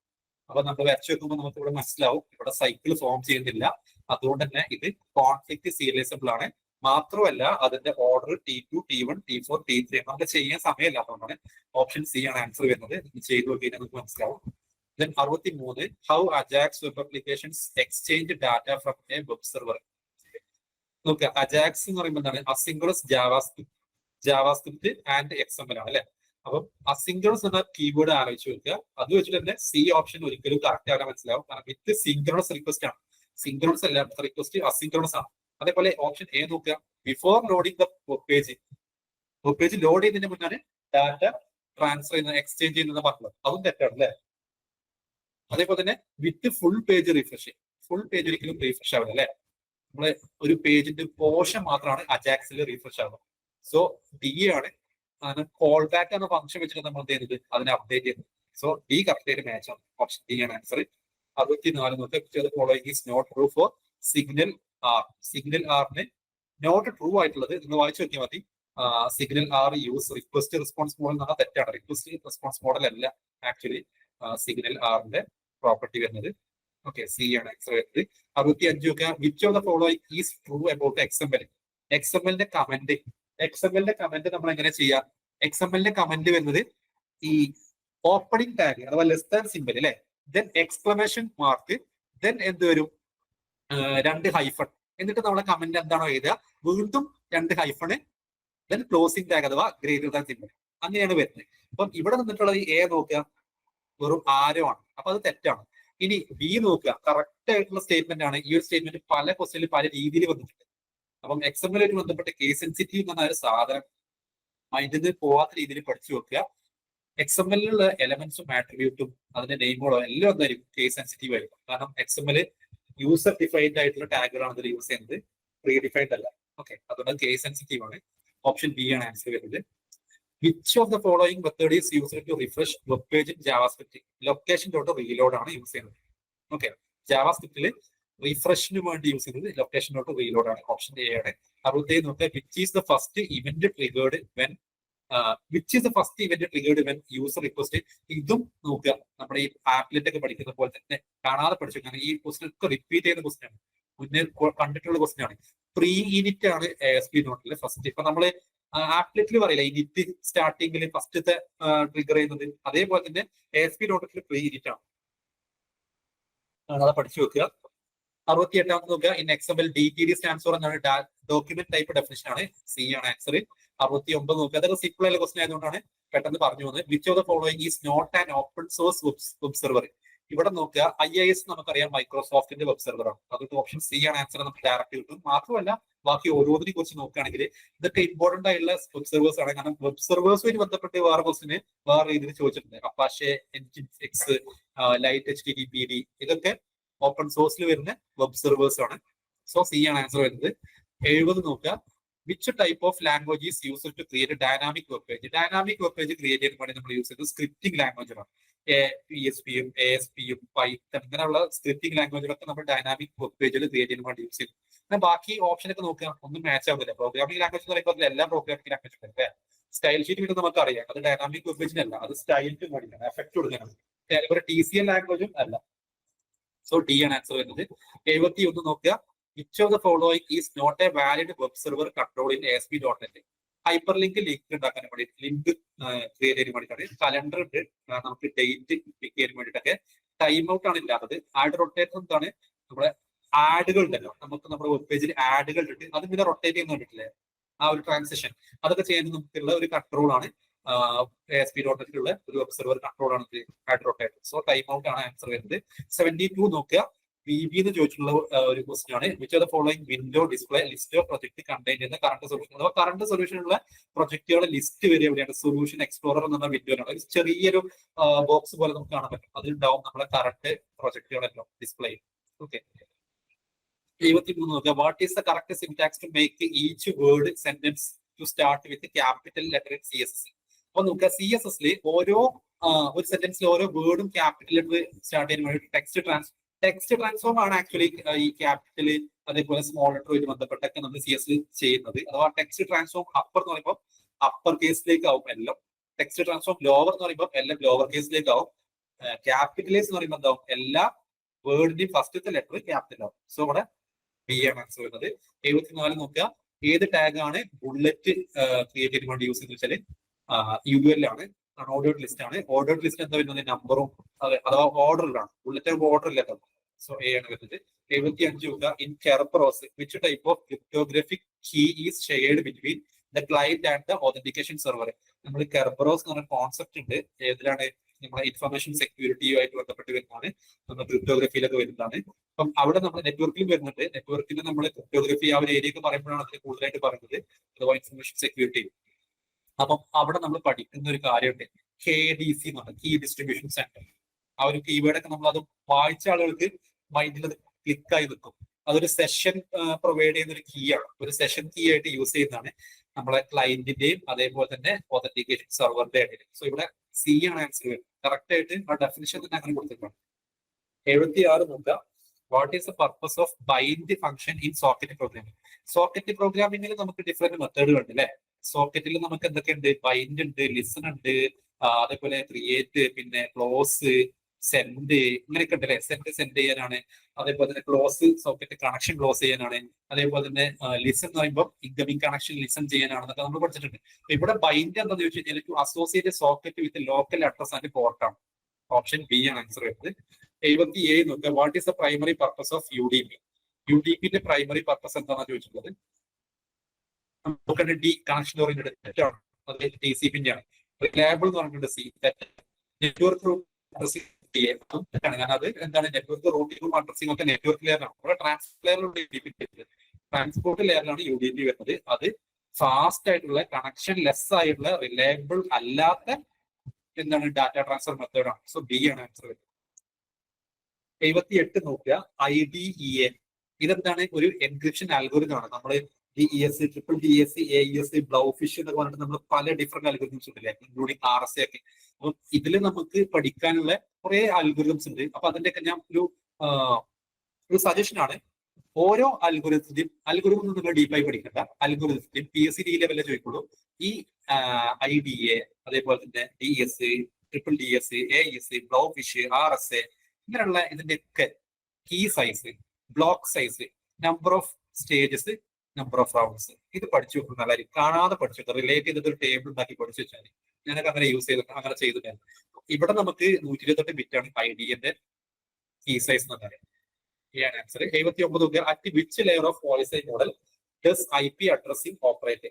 ഏത് ലെയറിലാണ് IP അഡ്രസ്സിംഗ് ഓപ്പറേറ്റ് ചെയ്യുന്നത്? IP addressing logical addressing. Physical addressing data link ലെയറിൽ, ലോജിക്കൽ അഡ്രസ്സിംഗ് IP അഡ്രസ്സിംഗ് ആണ്. അപ്പം എവിടെ വരുന്നത്? അത് നെറ്റ്വർക്ക് ലെയറിലാണ് വരുന്നത് അല്ലെ? ആൻസർ C ആണ് വരുന്നത്. 80 നോക്കുക. In the TCP IP model which protocol is used to transfer web page from server to client? Client സെർവറിലേക്കും തിരിച്ച് സെർവർ ടു ക്ലയന്റിലേക്കും ഒക്കെ വെബ് പേജ് ട്രാൻസ്ഫർ ചെയ്യാൻ വേണ്ടി യൂസ് ചെയ്യുന്നത്. വെബ് പേജ് ആണ് പറഞ്ഞിട്ടുണ്ടോ? വെബ് പേജ് ട്രാൻസ്ഫർ ചെയ്യാൻ വേണ്ടി യൂസ് ചെയ്യുന്നത് എന്താണ്? HTTP ആണ്. ഓക്കെ. FTP ഫയൽ ട്രാൻസ്ഫർ ചെയ്യാനാണ്. SMTP മെയിലിനാണ്. SNMP പിന്നെ സിമ്പിൾ നെറ്റ്വർക്ക് മാനേജ്മെന്റ് പ്രോട്ടോകോൾ എന്ന് പറഞ്ഞാൽ അത് മാനേജ്മെന്റ് വരുന്നുണ്ട്. നെറ്റ്വർക്കിലുള്ള റിസോഴ്സ് മാനേജ്മെന്റും കാര്യങ്ങളൊക്കെ. സോ ഓപ്ഷൻ B വരുന്നു. 80 നോക്കുക. With physical media uses division multiplex EDM to degradation in long distance communication. ഇത് ടിസ്റ്റഡ് വയറിലും കൊയാക്സിലും ഫൈബർ ഒപ്റ്റിക്സിലൊക്കെ വരുന്നത്. കൂടുതലായിട്ട് ഫൈബർ ഒപ്റ്റിക്സിലാണ് ഇത് മെയിൻ യൂസ് ചെയ്യുന്നത്. പക്ഷേ ഓൾ ഓഫ് ദ എബോണ് ഇവിടുത്തെ ആൻസർ വരുന്നത്. ഇൻ കേസ് ഓപ്ഷൻ C ആണ് എന്നുള്ള ഒരു പ്രൊഫഷണൽ കേസ് വന്നു കഴിഞ്ഞാൽ അത് നമുക്ക് ചാലഞ്ച് ചെയ്യാൻ പറ്റുന്നതാണ്. D ആണ് answer. 82. Which of the following correctly describe the role of back of algorithm in medium access control? Back of algorithm role എന്ന് പറഞ്ഞാൽ ഇവിടെ സി ആണ്. It allow station to retransmit after a random delay following a collision. C ആണ് answer വരുന്നത്. Which exception is thrown in Java RMI if remote method in profession. RMI fail ആവുകയാണെങ്കിൽ ഏത് exception ആണ് throw ചെയ്യുന്നത് വെച്ചാൽ remote exception ആണ്. അതേപോലെ തന്നെ 84 what is the primary role of UEDA in web service എന്ന് വെച്ചാൽ രജിസ്റ്റർ ചെയ്യുക, ഡിസ്കവർ ചെയ്യുക നമ്മുടെ വെബ് സർവീസുകൾ എവിടെ ഡയറക്ടറിയിൽ. അഥവാ ബിയും ഡിയും പറയുന്നത് സെയിം കാര്യം തന്നെയാണ്. ആൻസർ ബി ആണെന്ന് ഇവിടെ കൊടുത്തിട്ടുണ്ട്. ബിയും ഡിയും സെയിം തന്നെയാണ് പറയുന്നത്. IEEE standard for wireless LAN എന്ന് പറഞ്ഞാൽ 808.11 അല്ലെ, അറിയുന്നതാണ്. എ ആണ് ആൻസർ. 86 നോക്കുക. Which protocol is commonly used alongside IP to provide error reporting and diagnostic message. Error റിപ്പോർട്ടിംഗിന് വേണ്ടി യൂസ് ചെയ്യുന്ന ഒരേ ഒരു പ്രോട്ടോകോൾ ICMP ആണ്. ഡി ആണ് ആൻസർ. അത് IP പ്രോട്ടോകോളിന്റെ ഭാഗമായിട്ടുള്ളതാണ്. ഇത് നോക്കുക, നമ്മുടെ cross site scripting option D ഉണ്ടല്ലോ, അതിന്റെ ഡെഫിനിഷൻ ആണ് ക്വസ്റ്റിൽ കൊടുത്തിട്ടുള്ളത്. Which attack method involve injecting malicious code. Malicious code inject ചെയ്യാണ് എവിടെ? Into trusted website to target user accessing those site അല്ലെ. യൂസർ അഥവാ ആ സൈറ്റ് ടാർഗറ്റ് ചെയ്യുന്ന യൂസേഴ്സിനെ എന്ത് ചെയ്യാണ്, അവരെ ടാർഗറ്റ് ചെയ്തിട്ട് എന്ത് ചെയ്യാണ്, ആ ഒരു സൈറ്റിലേക്ക് അഥവാ ട്രസ്റ്റഡ് ആയിട്ടുള്ള സൈറ്റിലേക്ക് മലീഷ്യസ് ആയിട്ടുള്ള കോഡ് ഇൻജക്ട് ചെയ്യുന്നതിന് നമ്മൾ ക്രോസ് സൈറ്റ് സ്ക്രിപ്റ്റിംഗ് പറയും. SQL ഇൻജക്ഷൻ എന്താണ്? അത് ഡാറ്റാബേസിലേക്ക് ചെയ്യുന്നതാണ്. ഓക്കെ, ആ ഡെഫിനിഷനുമായിട്ട് ഒരു ബന്ധമില്ല. ഇൻജക്ഷൻ അല്ലെങ്കിൽ ഇൻജക്ടിങ് അല്ലെങ്കിൽ പറഞ്ഞൊരു ടേം കണ്ടിട്ട് SQL ഇൻജക്ഷൻ ഒരിക്കലും വിചാരിക്കരുത്. SQL ഇൻജക്ഷൻ നമ്മൾ ഡാറ്റാബേസിലേക്ക് ചെയ്യുന്നതാണ്. ഡാറ്റാബേസിലെ വൾണറബിലിറ്റി നോക്കിയിട്ട് അതിലേക്ക് നമ്മൾ എന്ത് ചെയ്യുന്നു, ഡാറ്റ കുറി ഇൻജക്ട് ചെയ്തിട്ട് നമ്മൾ എന്ത് ചെയ്യാണ്, ലോഗിൻ ചെയ്യാൻ ശ്രമിക്കുന്നതൊക്കെയാണ് SQL ഇൻജക്ഷൻ. ഫിഷിംഗ് പിന്നെ നമുക്കറിയാലോ, നമ്മൾ ഈ പാസ്വേഡും അങ്ങനത്തെ കാര്യങ്ങളൊക്കെ സ്റ്റീൽ ചെയ്യുന്നതാണ്. ക്രെഡൻഷ്യലായിട്ട് ബന്ധപ്പെട്ടാണ്. സെൻസിറ്റീവ് ഇൻഫർമേഷൻ നമ്മൾ സ്റ്റീൽ ചെയ്യുന്നതാണ്. പിന്നെ മാൻ ഇൻ ദ മിഡിൽ നമുക്കറിയാലോ, സെൻഡറിന്റെയും റിസീവറുടെ ഇടയിൽ ഇരുന്നിട്ട് ആ ഒരു കമ്മ്യൂണിക്കേഷനെ അഫക്ട് ചെയ്യുന്ന രീതിയിൽ നമ്മൾ ചെയ്യുന്നതാണ് man in the middle. So ഇവിടെ ആൻസർ ഡി ആണ്. 88 നോക്കുക. Which of the following is A valid IPv4 address. Valid IPv4 address എന്ന് പറഞ്ഞാൽ എന്താണ്? ഇവിടെ നമ്മൾ നോക്കിക്കഴിഞ്ഞാൽ നമുക്ക് മനസ്സിലാവും. ഓപ്ഷൻ എ അല്ലാത്ത ബാക്കിയെല്ലാം, ഓപ്ഷൻ എ അല്ലാതെ ബാക്കിയെല്ലോ എന്താണ്? 286, 500, 300 എന്നൊക്കെ കണ്ടില്ലേ? അഥവാ 255 കൂടുതൽ പോയിട്ടുണ്ട് നമ്പർ. നമുക്കറിയാലോ 0 മുതൽ 255 വരെയാണ് നമുക്ക് ഓരോ ഡോട്ടിന്റെ ഇടയിലുള്ള ആ നമ്പേഴ്സ് നമുക്ക് കിട്ടുക അല്ലെ. ഇവിടെ 256 വരുന്ന ബിയും 500 വരുന്ന സിയും 300 വരുന്ന ഡി ഒന്നും ആൻസർ അല്ല. കറക്റ്റ് ആയിട്ടത് എ ആണ്. 89 നോക്കുക. Which of the following requirement elicitation method user to understand the social and organization requirement. ഇതൊക്കെ നമ്മൾ ഡിസ്കസ് ചെയ്തിട്ടുണ്ടായിരുന്നു. എത്നോഗ്രഫിന്റെ ഡെഫിനിഷൻ ആണ് ഞാൻ നിങ്ങൾക്ക് എടുത്തിട്ടുണ്ടായിരുന്ന. SCന്റെ ആ ഒരു പോസ്റ്റ് ഡിസ്കഷൻ ഉണ്ട്. എത്നോഗ്രഫി എന്താണെന്ന് ചോദിച്ചിട്ടുള്ളത്. ഇവിടെ ഡെഫിനിഷൻ തന്നിട്ട് ഏതാണെന്ന് ചോദിച്ചിട്ടുള്ളത്. ഓക്കെ, നേരെ ഓപ്പോസിറ്റ് ആയിട്ടാണ് നമ്മൾ ഡിസ്കഷനിൽ ചോദിച്ചിട്ടുള്ളത്. അപ്പൊ ഇതൊക്കെ നോക്കി വെക്കുക, റിപ്പീറ്റ് ആയിട്ട് വരാൻ ചാൻസ് ഉള്ളതാണ്. Which one of the following maintenance involve enhancing functionalities of the system according to customers requirement. കസ്റ്റമേഴ്സിന്റെ റിക്വയർമെന്റിനനുസരിച്ച് ഫംഗ്ഷനാലിറ്റി എൻഹാൻസ് ചെയ്യുന്നതിന് നമ്മൾ പെർഫെക്റ്റീവ് മെയിൻ്റെനൻസ് എന്ന് പറയും. ഓക്കെ, അഡാപ്റ്റീവ് എന്താണ്? ഫ്യൂച്ചറിൽ വന്നേക്കാവുന്ന സിറ്റുവേഷൻസിനെ അഡാപ്റ്റ് ചെയ്യാൻ വേണ്ടിയിട്ടാണ്, ചേഞ്ചസിലേക്ക് അഡാപ്റ്റ് ചെയ്യാൻ. Excuse me. കറക്റ്റീവ് മെയിൻ്റെനൻസ് എന്ന് പറഞ്ഞാൽ എന്താണ്? എന്തെങ്കിലും എറേഴ്സ് ഫിക്സ് ചെയ്തതാണ്. സോ ഇവിടെ പെർഫെക്റ്റീവ് സി ആണ് ഓപ്ഷൻ വരുന്നത്. ദെൻ 91 നോക്കുക. Dash is qualitative indication of degree to which a module focus on one thing. നോക്കിയാൽ ക്വാളിറ്റേറ്റീവ് ഇൻഡിക്കേഷൻ എന്ന് പറഞ്ഞാൽ ആ ഒരു ടേം, അതേപോലെ ഒരു മൊഡ്യൂളിൽ മാത്രം ഫോക്കസ് ചെയ്യുന്ന പറഞ്ഞാൽ ആ ടേം എല്ലാം എന്തിന് പറഞ്ഞു തരുന്നുണ്ട്? കൊഹീഷൻ ആണെന്ന് പറഞ്ഞിട്ടുണ്ട്. ഓക്കെ, കപ്ലിംഗ് ആകുമ്പോൾ ബിറ്റ്വീൻ മൊഡ്യൂൾസ് ആണ്. ഇതൊരു മൊഡ്യൂളിന്റെ ക്വാളിറ്റേറ്റീവ് ആയിട്ടുള്ള ഇൻഡിക്കേഷൻ ആണ്, അതിന്റെ ഡിഗ്രി ആണെന്ന് പറഞ്ഞു കഴിഞ്ഞാൽ കൊഹീഷൻ ആണ്. ഓപ്ഷൻ സി ആണ്. 92 നോക്കുക. Which of the following is false when calculating cyclomatic complexity. Cyclomatic complexity കാണാനുള്ള 3 ഡിഫറെന്റ് മെത്തേഡുകളാണ് എയും ബിയും സിയും. നമ്പർ ഓഫ് റീജിയൻ, അതേപോലെ V of G -n+2, അതേപോലെ P+2 number of predicate. So D ആണ് ആൻസർ. ഓക്കെ, ഇൻകറക്റ്റ് ആയിട്ടുള്ളത്, അത് ഫാൾസ് ആയിട്ടുള്ളത്. 93 നോക്കുക. The most distinguishing feature of this model is its ability to handle risk. Risk handle ചെയ്യുന്ന ഒരേ ഒരു മോഡലാണ് സ്പൈറൽ അല്ലെ. ഓപ്ഷൻ ബി ആണ് ആൻസർ. ഇതൊക്കെ റിപ്പീറ്റ് ചെയ്തുള്ള ക്വസ്റ്റ്യൻ ആണ്. ഈവൻ ഈ ക്വസ്റ്റ്യൻ ഒക്കെ റിപ്പീറ്റ് ചെയ്തില്ല. നിങ്ങൾ ആ ഒരു എസ്സിന്റെ ക്വസ്റ്റ്യൻ ഡിസ്കഷന്റെ വീഡിയോ ഒന്ന് കണ്ടു കഴിഞ്ഞാൽ നമുക്ക് മനസ്സിലാവും എത്ര ക്വസ്റ്റ്യൻ എസ്സിന്ന് സെയിം നമ്മൾ ആ ഡിസ്കഷനിൽ വന്നിട്ടുള്ളത് അതേപോലെ റിപ്പീറ്റ് ചെയ്തിട്ടുണ്ട്. ഇതൊക്കെ നമ്മൾ ഡിസ്കസ് ചെയ്യുന്നത്. Which of the following is not an object oriented methodology for software design. Data flow diagram ആണ്, നമ്മൾ അവിടെ ഡിസ്കസ് ചെയ്തിട്ടുണ്ടായിരുന്നു. 95 നോക്കുക. ഇതും ഉണ്ട് അതിൽ. Which of the following is not a level of capability maturity model. നമ്മൾ പറഞ്ഞത് ഇനീഷ്യലി റിപ്പീറ്റബിൾ, ഡിഫൈൻഡ്, മാനേജ്ഡ്, ഓക്യുപൈസ്ഡ്.